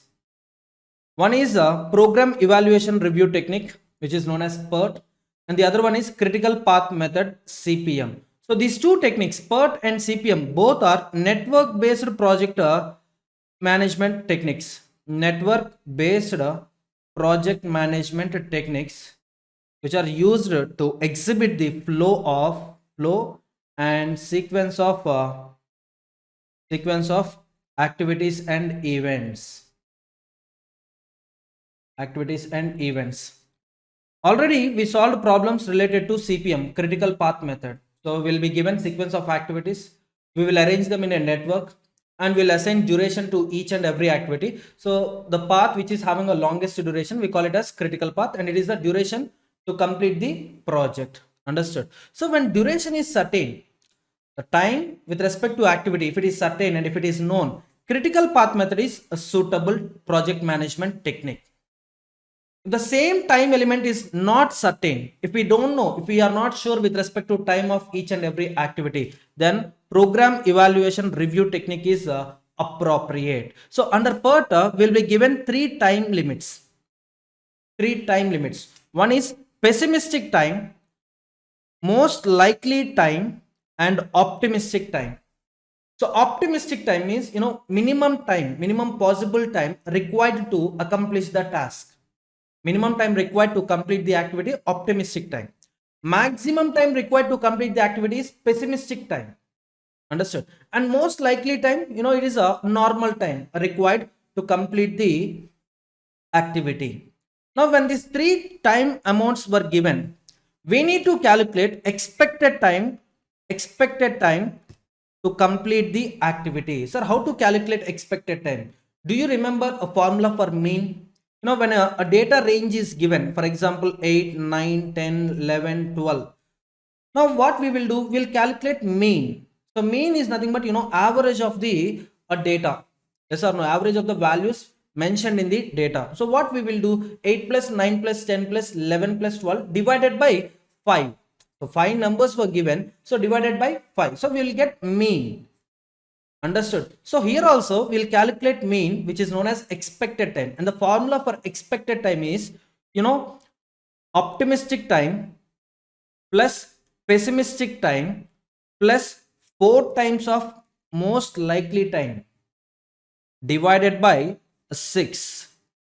So actually formula for calculating mean is, or data, each and every number in the data set, you just aggregate it, sum of all the numbers divided by average. That means number of items in that list. Yes or no? But coming to here, we should give more weightage to the most likely time to happen. Understood? One time of optimistic time, one time of pessimistic time, 4 times of most likely time divided by 1 plus 4 plus 1, so 6. So using this formula, we calculate expected time to complete the activity. Understood? Everyone. And since time is not certain, here you need to calculate variance and standard deviation. A formula for variance, very simple, summation of pessimistic time minus optimistic time divided by 6 whole square. And standard deviation, very simple, square root of variance. Square root of variance. Sir, why this standard deviation measure, sir? Why we need to calculate standard deviation? Name itself is telling, in a given data set, so the deviation from a mean point, that measure is nothing but standard deviation. So what is meant by standard deviation, ma? A measure of amount of variation, or dispersion of set of values, So here we were given 3 time amounts, yes or no? For example, optimistic time 3 days. To finish an activity, 3 days time is required. Next, most likely time, it is 5 days. Next one, pessimistic time, for example, 9 days. Maximum time to complete the activity, pessimistic time 9 days. Minimum time required to finish the activity, optimistic time 3 days. Now if you observe, we were provided with 3 time limits, 3, 5, 9. So data 3, 5, 9 is there. Now using this formula, just if you calculate expected time to complete the activity, yes, 1 time of optimistic time 3 plus 4 times of 5 plus 1 time of 9 divided by 6. Come on, calculate it, ma. 23 plus 9, 32, 32 by 6. So it is 5.33. Now if you observe, expected time is something, it is not, optimistic time, it is not, most likely time, it is not a pessimistic time. It is within that range. This expected time is within the range of 359 days. Understood? Now, this data 359 days, each and everything. If you want to measure a deviation from the expected time, we call it as a standard deviation. And lower standard deviation is always a best measure. Lower standard deviation is too much deviation, that means too much diversion. That means that mean is not representing population appropriately. So which one we need to suggest, mass? Standard deviation, higher standard deviation or lower standard deviation? Yes, you calculated standard deviation. You calculated standard deviation of the critical path. So standard deviation for one activity, it is, for example, 0.6. For same activity, imagine for same activity on different path, for example, different path. If the standard deviation is 0.4, now which one we should choose, sir? Standard deviation 0.4. Why? Because standard deviation, if it is less, then values are very close to mean. Lower standard deviation, let me write, lower standard deviation indicates that values in the data, values are close to mean.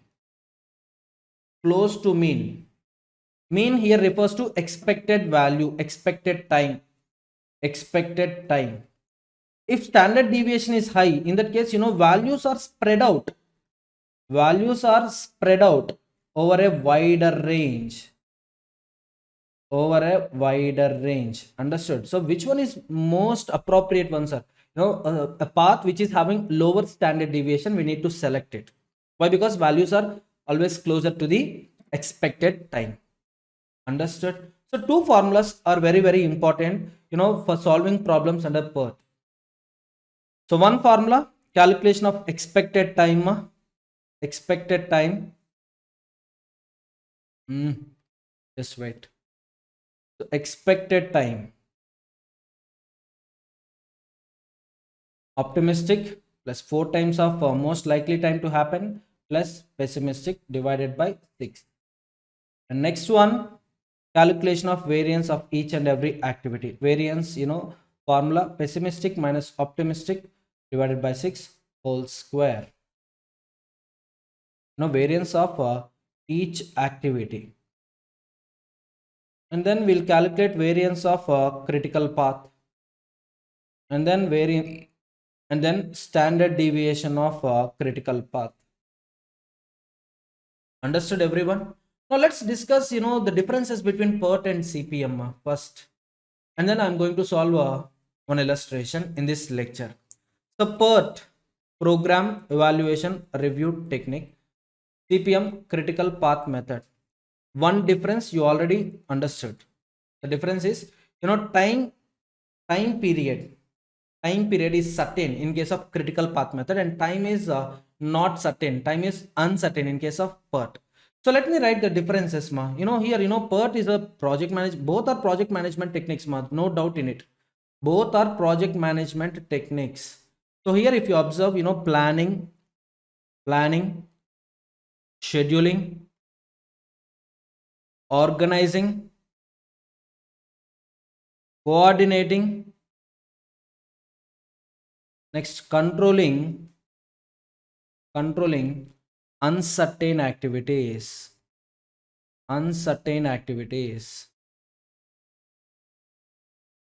Coming to CPM, certain activities. Simply, I can tell like this, well-defined activities.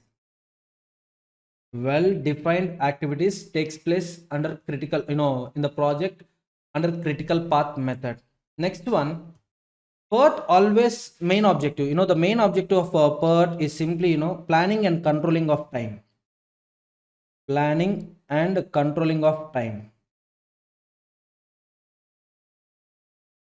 Coming to critical path method, it focuses on, or its objective is controlling both cost and time. Crashing, do you remember crashing? So crashing technique is possible only under critical path method. Yes, this is also one more difference. Let me write here. Crashing is possible here, whereas no crashing. Why? Because it always speaks about the time. In PERT, it always focus on the time. Coming to CPM, it focus on both cost and time. So cost reduction or time reduction. So time reduction at increasing cost. It is possible in case of crashing. Understood? So crashing, did you remember?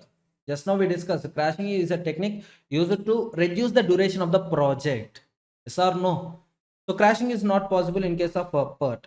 And next one, PERT is more suitable with respect to research and development activities. Research and development activities. More suitable for research and development activities.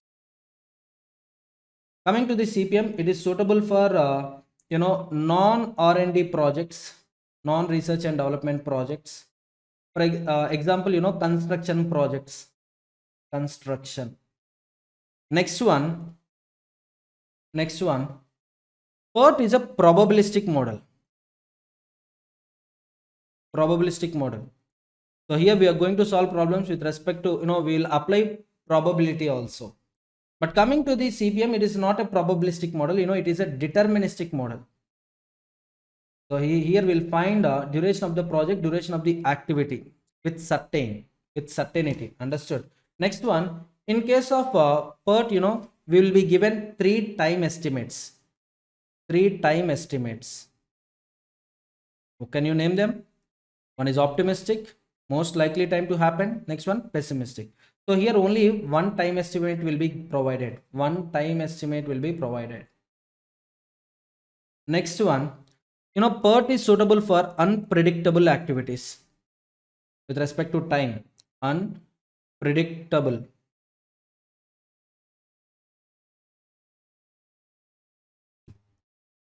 Whereas CPM is suitable for predictable activities. Predictable activities. Next one, PERT is useful for non projects which are non-repetitive in nature. Non-repetitive in nature. And CPM, obviously, they're repetitive in nature. It is suitable for the projects which are repetitive in nature. Of course, my projects are repetitive in nature. If all the activities are repetitive in nature, for the first time, you may have three time estimates: optimistic, most likely time, pessimistic. But once they're repetitive in nature, first time it is new to us. Second time, already we experienced that project. The third time, we are having a good experience in that project. So definitely it becomes repetitive, and it becomes here predictable activities. All the activities we can predict them. So finally it comes under deterministic model. CPM is suitable. Understood? Coming to the PERT, new project, non-repetitive in nature, unpredictable activities, estimation of time is also not certain. So these are some differences between PERT and CPM. Ultimately both are project management techniques. So where we need to apply PERT, where we need to apply CPM, yes, that's what the difference I discussed with you for the last 5 to 7 minutes. Understood, everyone? Chalo, let's solve one illustration with respect to PERT. So illustration 14. Now very recently, July 2023, the last attempt, this question was asked for 10 marks. So this question came for 10 marks. Are you all getting my point? Everyone, so very, very important. For the given data, find the expected duration of the project and variance of the project. So activities were given 1 2 1 5 2 3 2 4 2 5 2 3 7 4 6 4 7 5 6 6 7. Optimistic time, most likely time, and pessimistic time. So they're asking us to calculate expected duration of the project. So we need to calculate duration of the project and variance of the project. So duration of the project, we all know duration of the project is equal to duration of the critical path. Yeah, in PERT as well as critical path method, we will have a critical path. Critical path is a path which is having a longest duration. Understood? Under critical path method, time is certain. Only one time estimate will be given. Whereas PERT, here three time estimates will be provided. Will be given with the three time estimates, and we need to calculate expected time. Based on expected time, we need to calculate expected duration of the project. Understood? Chalo, let's solve this illustration. So let me copy this a question content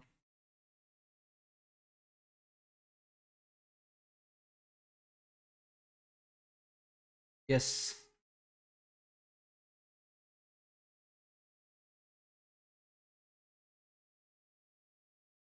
Okay, clear?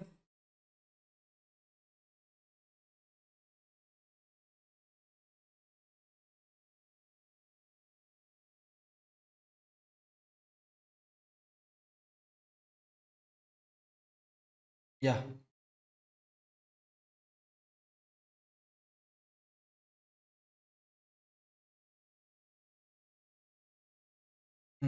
Yes, fine. So now, yes, we are having three time estimates for each and every activity. We need to draw diagram. Then only we can identify possible paths. Then only we can calculate duration of each and every path. And the longest duration path will be the critical path. And it will be the duration of the project. So let's find out the expected time in each and every activity. Expected time. Come on, tell me, my dear students, what is the formula for expected time? Just now I told you, right? So optimistic plus 4 times of most likely time plus pessimistic time divided by 6. Depend. Just 1 second.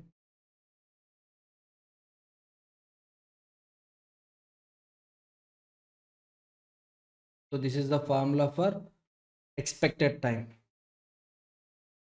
So now let me calculate it. So 6 plus 4 times of 9 plus 12 divided by 6. So calculate and tell me the value. 36 plus 6 plus 12 divided by 6. So here expected time is 9 days. 9 days or 9 months, okay, whatever it may be. So yes, so days or months not given, I think. So yes, 9. Next one, 1 to 5. 1 to 5. 4 plus 4 times of 7 plus 8 divided by 6. So 6.67. 6.67. Next one, 2 to 3 activity. 2 to 3 activity. 14 plus 4 times of 17 plus 20 divided by 6.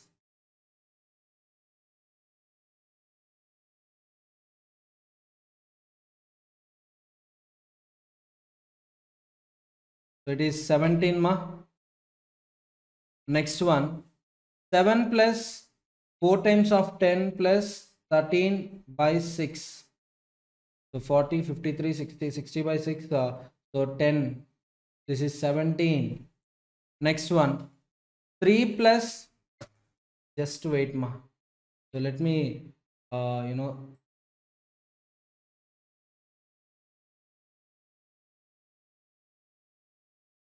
yeah. Next one, 3 plus 4 times of 5 plus 9 divided by 6. So 29 plus 3 divided by 6. So it is 5.33. Next one, 13 plus 4 times of 18 plus 25 divided by 6. 18 into 4 plus 13 plus 25 divided by 6. So 18.33. Next one, 10 plus 4 times of 14 plus 16 divided by 6. So 14 into 4 plus 10 plus 16 divided by 6. 13.67.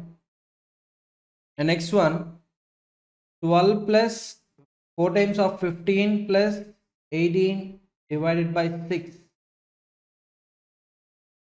15 into 4, 60. 60 plus 12 plus 18 divided by 6. So it will be 15. Next, last but one. 9 plus 4 times of 11 plus 12 divided by 6. So 44 plus 12 plus 9 divided by 6. So 10.83. And last one, 17 plus 4 times of 20 plus 25 divided by 6. So 80 plus 17 plus 25 divided by 6. So 20.33. 20.33. So this is the expected time, right? The next one, here itself calculate variance also ma. Variance. What is formula for variance ma? So pessimistic time minus optimistic time divided by 6 whole square. Pessimistic time minus optimistic time by 6 whole square. Yeah, come on, calculate it. TP minus TO. So say 12 minus 6. Fine. So 12 minus 6 divided by 6 whole square. Obviously 1. 12 minus 6, 6. 6 by 6, 1. 1 square, 1 only. Next here ma. 8 minus 4 by 6 whole square. So 2 by 3, 4 by 9. Yeah, 4 by 9. No, 4 by 6 means 2 by 3. Square means 4 by 9. Next one. 20 minus 14 by 6 whole square. So this is also once again 1. And next one, fourth one. Fourth one. No confusion at all. Place is not there. That's why I'm calculating like this. Fourth one, 13 minus 7 by 6 whole square. Obviously 1. 13 minus 7, 6. 6 by 6, 1. 1 square, always 1. Next one, 9 minus 3 by 6 whole square. 6 by 6, 1. Again 1. 1 comes here. Next one, 25 minus 13 by 6 whole square. 25 minus 13 means 12. 12 by 6 means 2. 2 square means 4. Next, high variance, right? Next one, 16 minus 10 by 6 whole square. So 6 by 6, 1. 1 square, 1. Next one, 18 minus 12 by 6 whole square. 6 by 6, 1. That is 1 again. So here, 12 minus 9 by 6 whole square.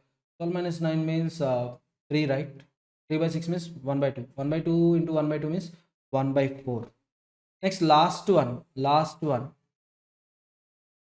25 minus 17 by 6 whole square. 25 minus 17 means 8. 8 by 6 means 8 divided by 6.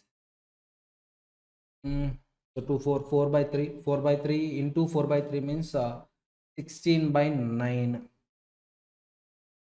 16 divided by 9. Understood, ma? So this is all about variance. Now we got expected time. So with this, let's construct a network diagram. So looking at the activities, constructed the network diagram, ma. Come on, do it.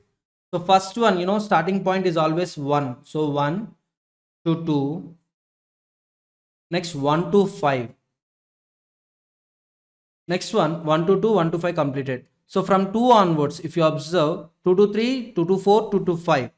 So 2, 3, 2, 4, 2, 5, right? 2, 3, 2, 4 and 2, 5. 2, 5. Okay. Next 3, 7. So from 3, only one activity is there. From 3, only one activity is there. So 3 to 7. Okay. Next 4 to 6. From 4 onwards, if you observe, 4 to 6, 4 to 7. So 4 to 7 I drawn. 4 to 6. 5 to 6. And finally 6 to 7. So this is the network diagram. This is the network diagram. So 1 to 2. Every activity I covered. Each and every activity, yes, I covered. Chalo. Now write the durations of the duration, expected time for each and every activity. So 1 to 2, expected time is 9. Next one, 1 to 5, 6.7. 2 to 3, 17. Next one, 2 to 4, 10. Next one, 2 to 5, 5.33. Next one, 3 to 7. 3 to 7, how much it is? We got 18.33. Next, 4 to 6. So 4 to 6, 13.67. 4 to 7, 15. 6 to 7, 20.33. 5 to 6, 10.83. So duration assignment also completed. Now we need to calculate ETLT at each and every point. So next step is early time, late time. So first let me write ETLT at each and every point. So let me zoom this diagram so that it will be clear for you. Yeah, fine. So ETLT. Many times I told you How to calculate ET/LT? ET is always forward based calculation. LT is always backward based calculation. Yes or no? ET/LT. Okay. So starting point always 0. 0 plus 9, 9. And coming to 5. So here, a merge event is happening. At merge event, higher of these two activities you need to consider. So 9 plus 5.33, it is 14.33. Next one, 9 plus 10, 19. 14.33 plus 10.83, it may be around 24. But coming to here, 19 plus 13. So if you observe, 32.67. Okay. Next here, 9 plus 17, obviously 26. 26 plus 18.33, no, at 7, 3 activities got merged. So whichever is higher, we need to consider, right? So 19 plus 15, 34. So 3 time limits we are getting, 3 time estimates we are getting. So 26 plus 18, how much it is? 26 plus 18, 44.33. 19 plus 15, it is around 34. 32.67 plus 20.33. So how much it is? 53. So higher is 53. So you need to consider, 53. 53. Now backward computation. At last event, head event.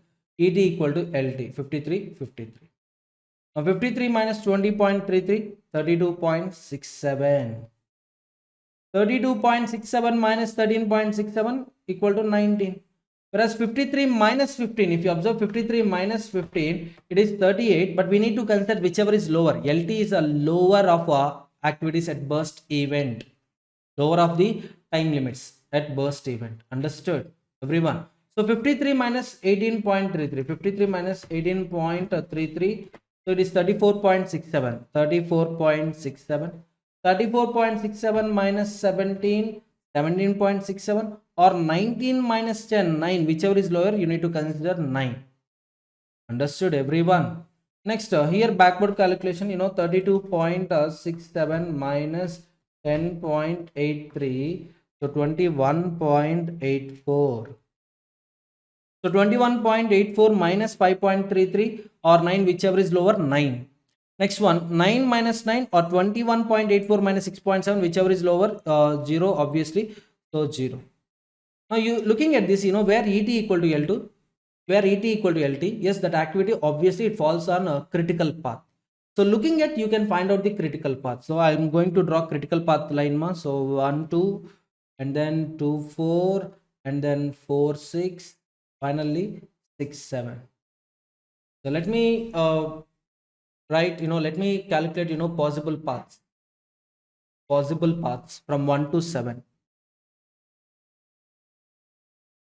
Possible paths, the duration of possible paths.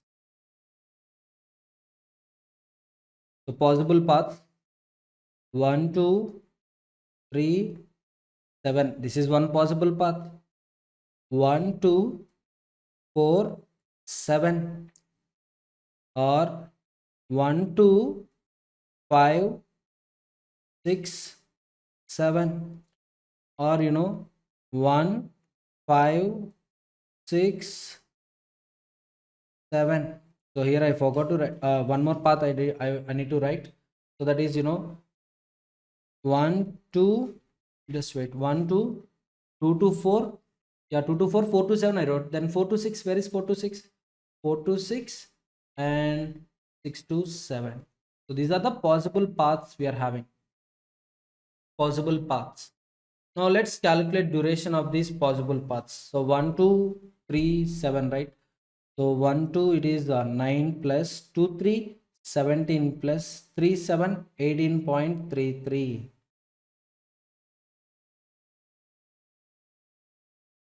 44.33.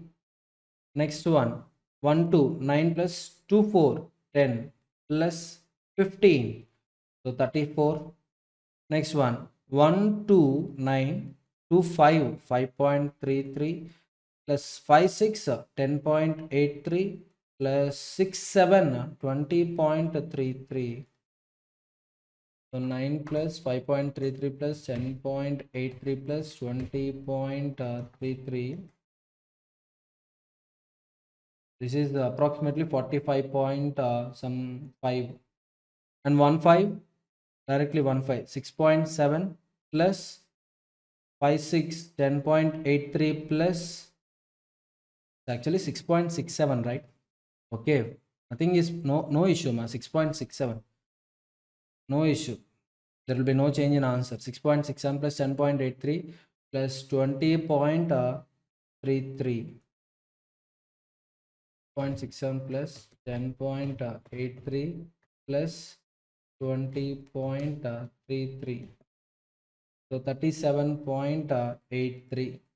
Last one, 1 to 9 plus 10 plus 13.67 plus 20.33. Already it is on critical path, so obviously you can calculate it 53. But let me calculate one more time. 19 plus 13.67 plus 20.33, so 53. Come on, tell me the longest duration path. 1 2 4 6 7.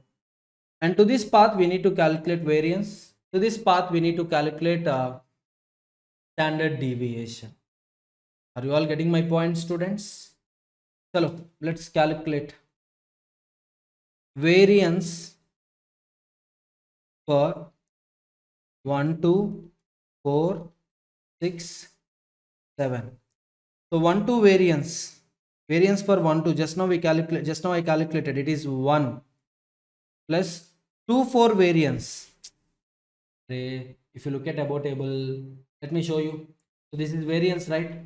So 1 2 variance is 1. Next 2 4 2 4 yeah, 2 4 is also 1 only.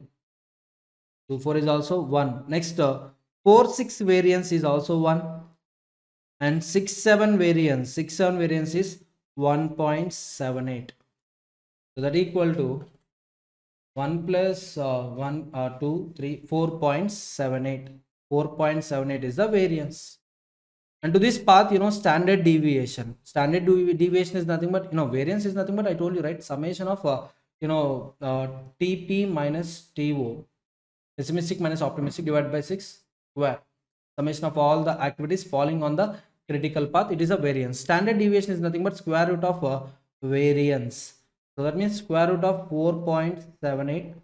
So 4.78 square root 2.186, 2.18 or 2.19. So this is the standard deviation of this project. Now you can look at this answer also. You can look at this answer. So activity, optimistic time, most likely time, pessimistic time, and then a square is nothing but variance. Next one, TE, expected time. So I need to show you the answer. Wait. So the critical path is 1 2 2 4 4 6 6 7, and variance of the critical path is 1 plus 1 plus 1.78 plus 1. 1 is missing. Actually, see, if you observe, this is 1 2 3 4. 4 activities were specified. Yes or no? 4 activities were given.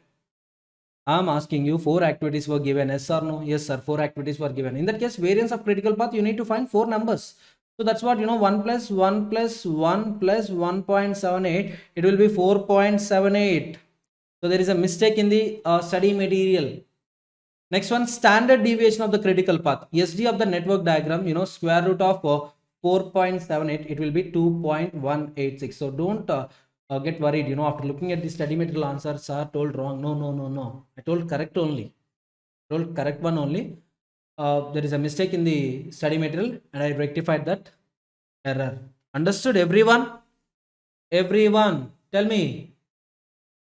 So students, you can see on the screen, recent examination question paper, June 2023, syllabus 2022, right? So in this question paper, I'll show you a project management related problem. So you can see, 5B, you can observe here, 5B. P Limited, a publisher, is preparing to produce second edition of the project management textbook. The activities required and their estimated times are as follows. The activity and identification 1 2 1 3 1 4 2 5 3 5 4 6 5 6. So very simple to draw diagram, right? So from 1 onwards, 3 activities will start: 1 2, 1 3, 1 4. Now 2 to 5, 3 to 5, merge event is happening. Next one, 1 to 4, 4 to 6, finally 5 to 6. So very simple diagram, you can draw it, ma. Very simple problem. Estimated duration in days: optimistic, most likely, and pessimistic.